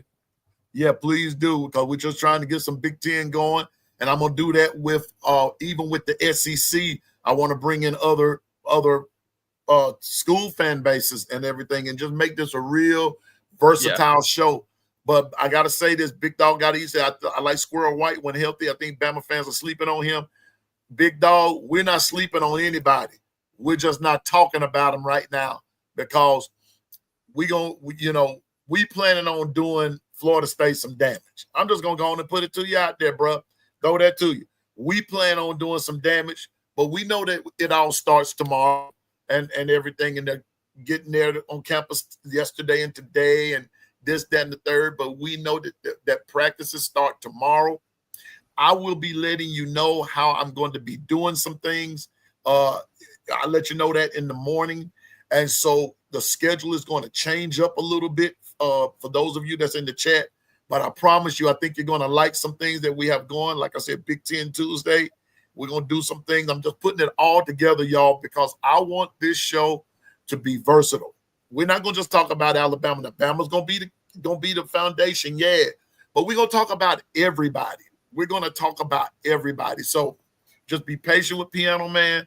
I know how I want it to go, but I thank you all for coming. Every week we're gonna have Jacob on here, win, lose, or draw. Jacob's gonna be on here and we're gonna talk some Big Ten, but you see how we incorporate some of everybody from all over the place. Because week one, I'm saying this and we're gonna get out of here. Week one is going to be important with Baylor, Auburn, Bama, Florida State, Ohio State, Texas. I'm going to tell you another team, LSU, Clemson. But let me tell you another game I want you to pay attention to. Pay attention to this. Miami, Notre Dame. Watch that game. I'm telling you now. I have a sneaky game, too. I'll throw in one final sneaky game that I think might be more interesting than people think. Tennessee and Syracuse. Yes, sir. The Battle of the Orange. Watch those games right there because Syracuse, listen, don't sleep on Syracuse. Please don't. Yeah, that's why I'm not so quick to put Clemson in there, Jacob, is because remember, Syracuse beat Miami last year. Yep. And so it's going to be interesting. So those week one games, y'all don't sleep on them. Don't. I'm not just saying well, Bama and nobody else. No. That Baylor Auburn game, I'm telling you, for Auburn fans, they can sit there and act like that game is not important if they want to. I'm telling you, that game is important on their list because if Auburn loses that game, I'm with what Amber said. The trailers are in Auburn are gonna crash out. The trees might get burned down. I'm telling you, you never want to lose your first game. If you lose your first game like that, you almost feel like your season is just it's not ruined. Obviously, it's only one game, but man, it's such a horrible feeling and start to your season. I'm gonna root for Baylor just because, like I said, I've seen so many funny Auburn fans that just are like crazy. I think it would be funny. Man, I ain't stood in Auburn, man. But I will say this though. Playing over there, and I'm with Amber again, and whoever else in the chat agrees with me. Playing in Auburn is like playing at the graveyard, man. It's like playing. It's too many weird things happen over there at that doggone Auburn Stadium. I don't like it. I can't stand it. I would rather play in a graveyard than go over there at Auburn and play. That's the one place, but I still believe we're going to beat them, though. I still believe we're going to beat them. So, they're not going to be a very good football team. It would just be, like I said, rivalry games. You never know. If Auburn loses that game, Hugh Freeze might be having a retirement the day after. And you do know that's how a lot of those teams in the SEC work, Jacob. You lose a game like that, you don't even know you're on the hot seat. They'll meet you at the stadium entry with the letter putting it in your hand saying you've been relieved of your duty. Well, I'm gonna root for Baylor. I don't have a huge interest or care, honestly, but I just think it would be funny what would happen if Auburn did lose. So I'm gonna root for chaos and I'm gonna root for Baylor. I'm rooting for chaos. I'm rooting for chaos. So again, that is the end of the show for today. Thank you for your time and attention to all. It was 30 something in the chat. We're down to 23. Yeah. Thank you for everybody, the 401k crew. Will there be a meeting tonight? Probably so. Whatever the governor says. We move. Listen, Jacob. I'm like, the whatever I am here. This is like my show and everything. But JB 718 is the governor. He's funny. the governor. This is a messed up system I have. I don't even run the system. JB is the governor. Bino, which is Brian, he's the GM. Let me see. JB's the governor. Bino's the GM. Carla is the administrative assistant. Dwight is the producer. KT is always on assignment. Susan and OG Gill are the OCs of the group. The COs of the group. They the correctional officers. Gary is the lookout man. Uncle Jay is just the front man, and yours truly, piano man. You see where I am. I don't run nothing but my mouth. Well, yeah, it was fun to be on the show again, and thanks to the chat. I've seen a few people. Amber said, great job. Thank you. Appreciate that. And Ann, thanks. I appreciate that, and I look forward to coming back on Tuesdays, especially during the season. It's just going to get more and more fun and more to talk about, because next Tuesday we're going to have camp news, things that we're hearing from training camp. So, every week is just going to get more and more fun, and like I said, I appreciate you having me on the show. And Jacob, don't be surprised that on some Wednesdays, I might bring you in after, because I don't know y'all's practice schedule, but I do know that Bama is practicing, has their first practice in the morning. So don't be surprised. I hit you with a link and just tell you come on, and then we'll talk about what we've heard in our practices and this and that and the third. Sounds good, And like I said, we're not insiders and we don't pretend to be. We're just guys who love football. We're pretty knowledgeable about our game, and we just love the game that we play, that we love to see play, and everything, the right, the wrong, the indifferent, whether we agree, we disagree.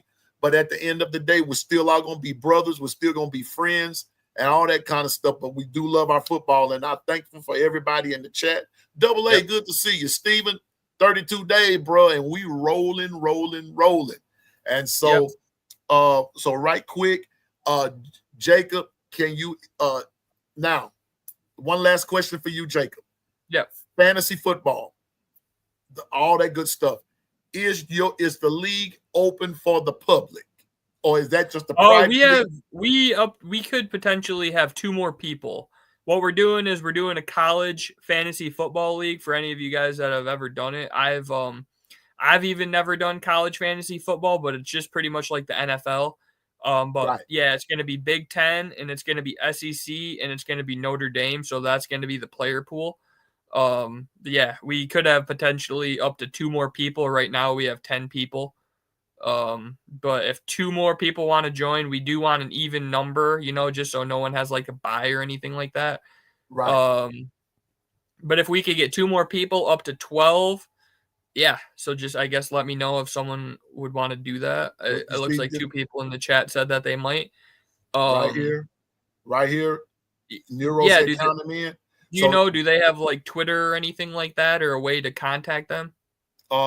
Nero, I'm going to tell you what you do. This is what I do. I'm sure you could get us in touch. Yes. Here you go, Nero. For anybody that wants to come on Twitter, this is what you want to do.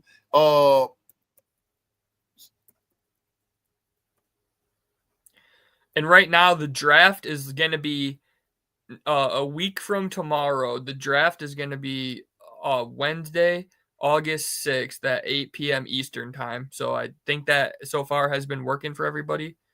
But it should be fun. We're just kind of doing just for fun, free. We kind of said whoever gets last place is going to do they're going to post about their rival for like a week, like saying all good stuff about their rival just to be funny on Twitter. Nothing that serious.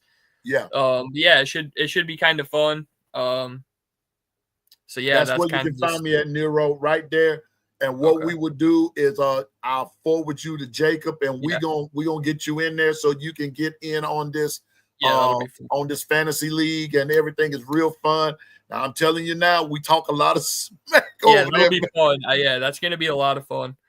I have to, Jacob, I have to pray every day when I come off of it because man, y'all have me dying laughing. Yeah. Amber, y'all crazy, man. Your good buddy Roll Tide 81, he's funny. Oh man, Roll Tide 81 has problems, and I wish that we could get some of the. I wish that we could get some of them off of there on here. And bruh, it is hilarious up in there. Yeah, it's really funny. But and so it is funny. But thanks to everybody for coming and everything. And sooner or later, when Jacob gets everything set up, he will be podcasting, and I want everybody. I got 280, right at 280 folks subscribe to my channel. I want all 280 folks when Jacob start, I want him to have 280 from the jump. Okay. Just go to X, Nero, and just type in music and sports guy. It's gonna say hold up, I'll tell you in just a second. It's gonna say music and sports guy. I'm verified, and at Wendell Long 4. That's what you're gonna look for.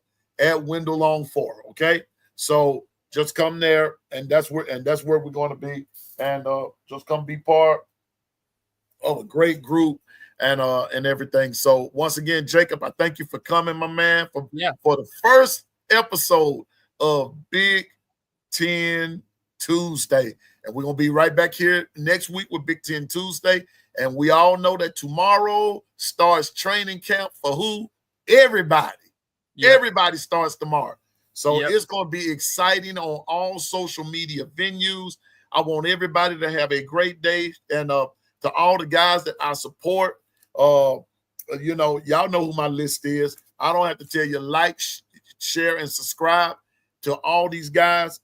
Clint Lamb and Justin Riley, Marvin Constant, all those guys over there at the Bama Standard, Stephen M. Smith, Coach Carr, Coach Sean, DSGB84, the Final Whistle, Ryan Fowler, all those guys at the Tide 100.9, Kangaroo Black, B Sharp, Ty Hayes, Tez, and this is SEC season. He's Auburn, but still supporting. He's a lot like Jacob, very rational Auburn fan. Jonathan Lewis, the recruiting guru, and so many more. Support these folks. Bam Dam Sports, LaQuisha Gordon, Alabama football, Way Outside, Kyle Henderson, the man. Support all these guys, and those that I don't name, if you know of any more, support them, subscribe to them, and let's help each other out. And don't forget Piano Man, the long run with Piano Man. I'm at 279. I would love to have 300 by the end of the week. Can y'all help a brother out? Can you help a brother out? So help me get 300. So because I'm on my way to 500, so we can just do this doggone thing. Because I do have a project that I want to do. I would put it out there. I'm trying to get monetized for one reason and one reason only. It's somebody I want to help. I want to help them financially. This ain't for Piano Man. It's for somebody else. So please help me out in that, and I'll be most appreciative. And I won't ask you for a super chat or nothing. I just don't. Jacob, I do this because I love the game, man. I ain't trying to get out there. I ain't no insider, outsider. Like I said, because when I hang up here, I'm going straight inside the kitchen and find me a peanut butter sandwich. That's what I'm about to do. So anyway, but shout out to all of the content creators and podcasters everywhere. Just remember our work is being appreciated, and our content is being recognized. Our voices are being remembered, and our voices are being heard. Just continue to do what you do. Stay in your lane and appreciate your lane. Somebody appreciates you, and you're gonna eat, man. Everybody gonna eat. Why? Because the kitchen's big enough for everybody to cook in. So no need in being jealous. So stop with hey, let's have a ceasefire on the jealousy, okay? Let's call a truce. Call a ceasefire, because we're all here and we all have our opinions, and that's not going to change. But if we can learn to celebrate them, we're in there. It's all good. So, and in the words of my pastor, Bishop Kenneth Preston, and the Freedom Church of God in Christ, stay focused, drive, and go forward in Jesus' name. Continue to do your thing. Continue to honor God in all you do. I guarantee you he's going to bless you. And so, like I always say, Jacob, I may not see you today or tomorrow. Almost personally, I don't see you in the long run.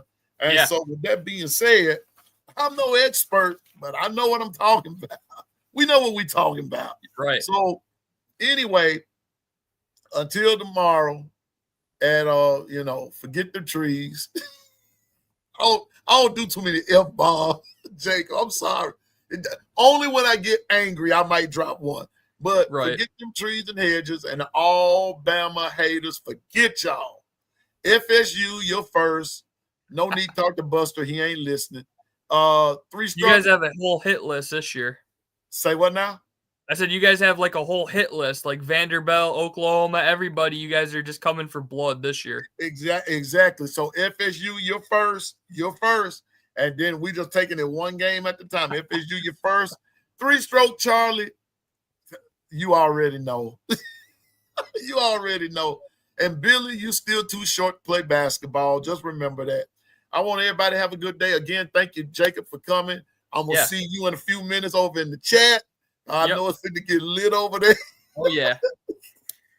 Old Tide, thank you, Amber, for coming. And for everybody else, to listeners, lookers, and lurkers, hey, don't forget to hit the like button on your way out. And until tomorrow, God bless. Roll Tide, go.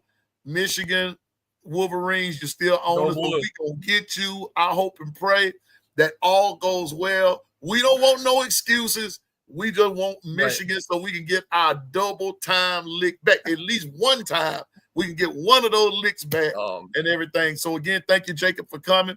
I'll see you in a few minutes, buddy. Over you and Amber. I'm going to catch y'all in the chat in just a few minutes. And to everybody else, have a great day. And I will see y'all tomorrow, and roll Tide. Yep. See you guys next Tuesday, and go blue. All right.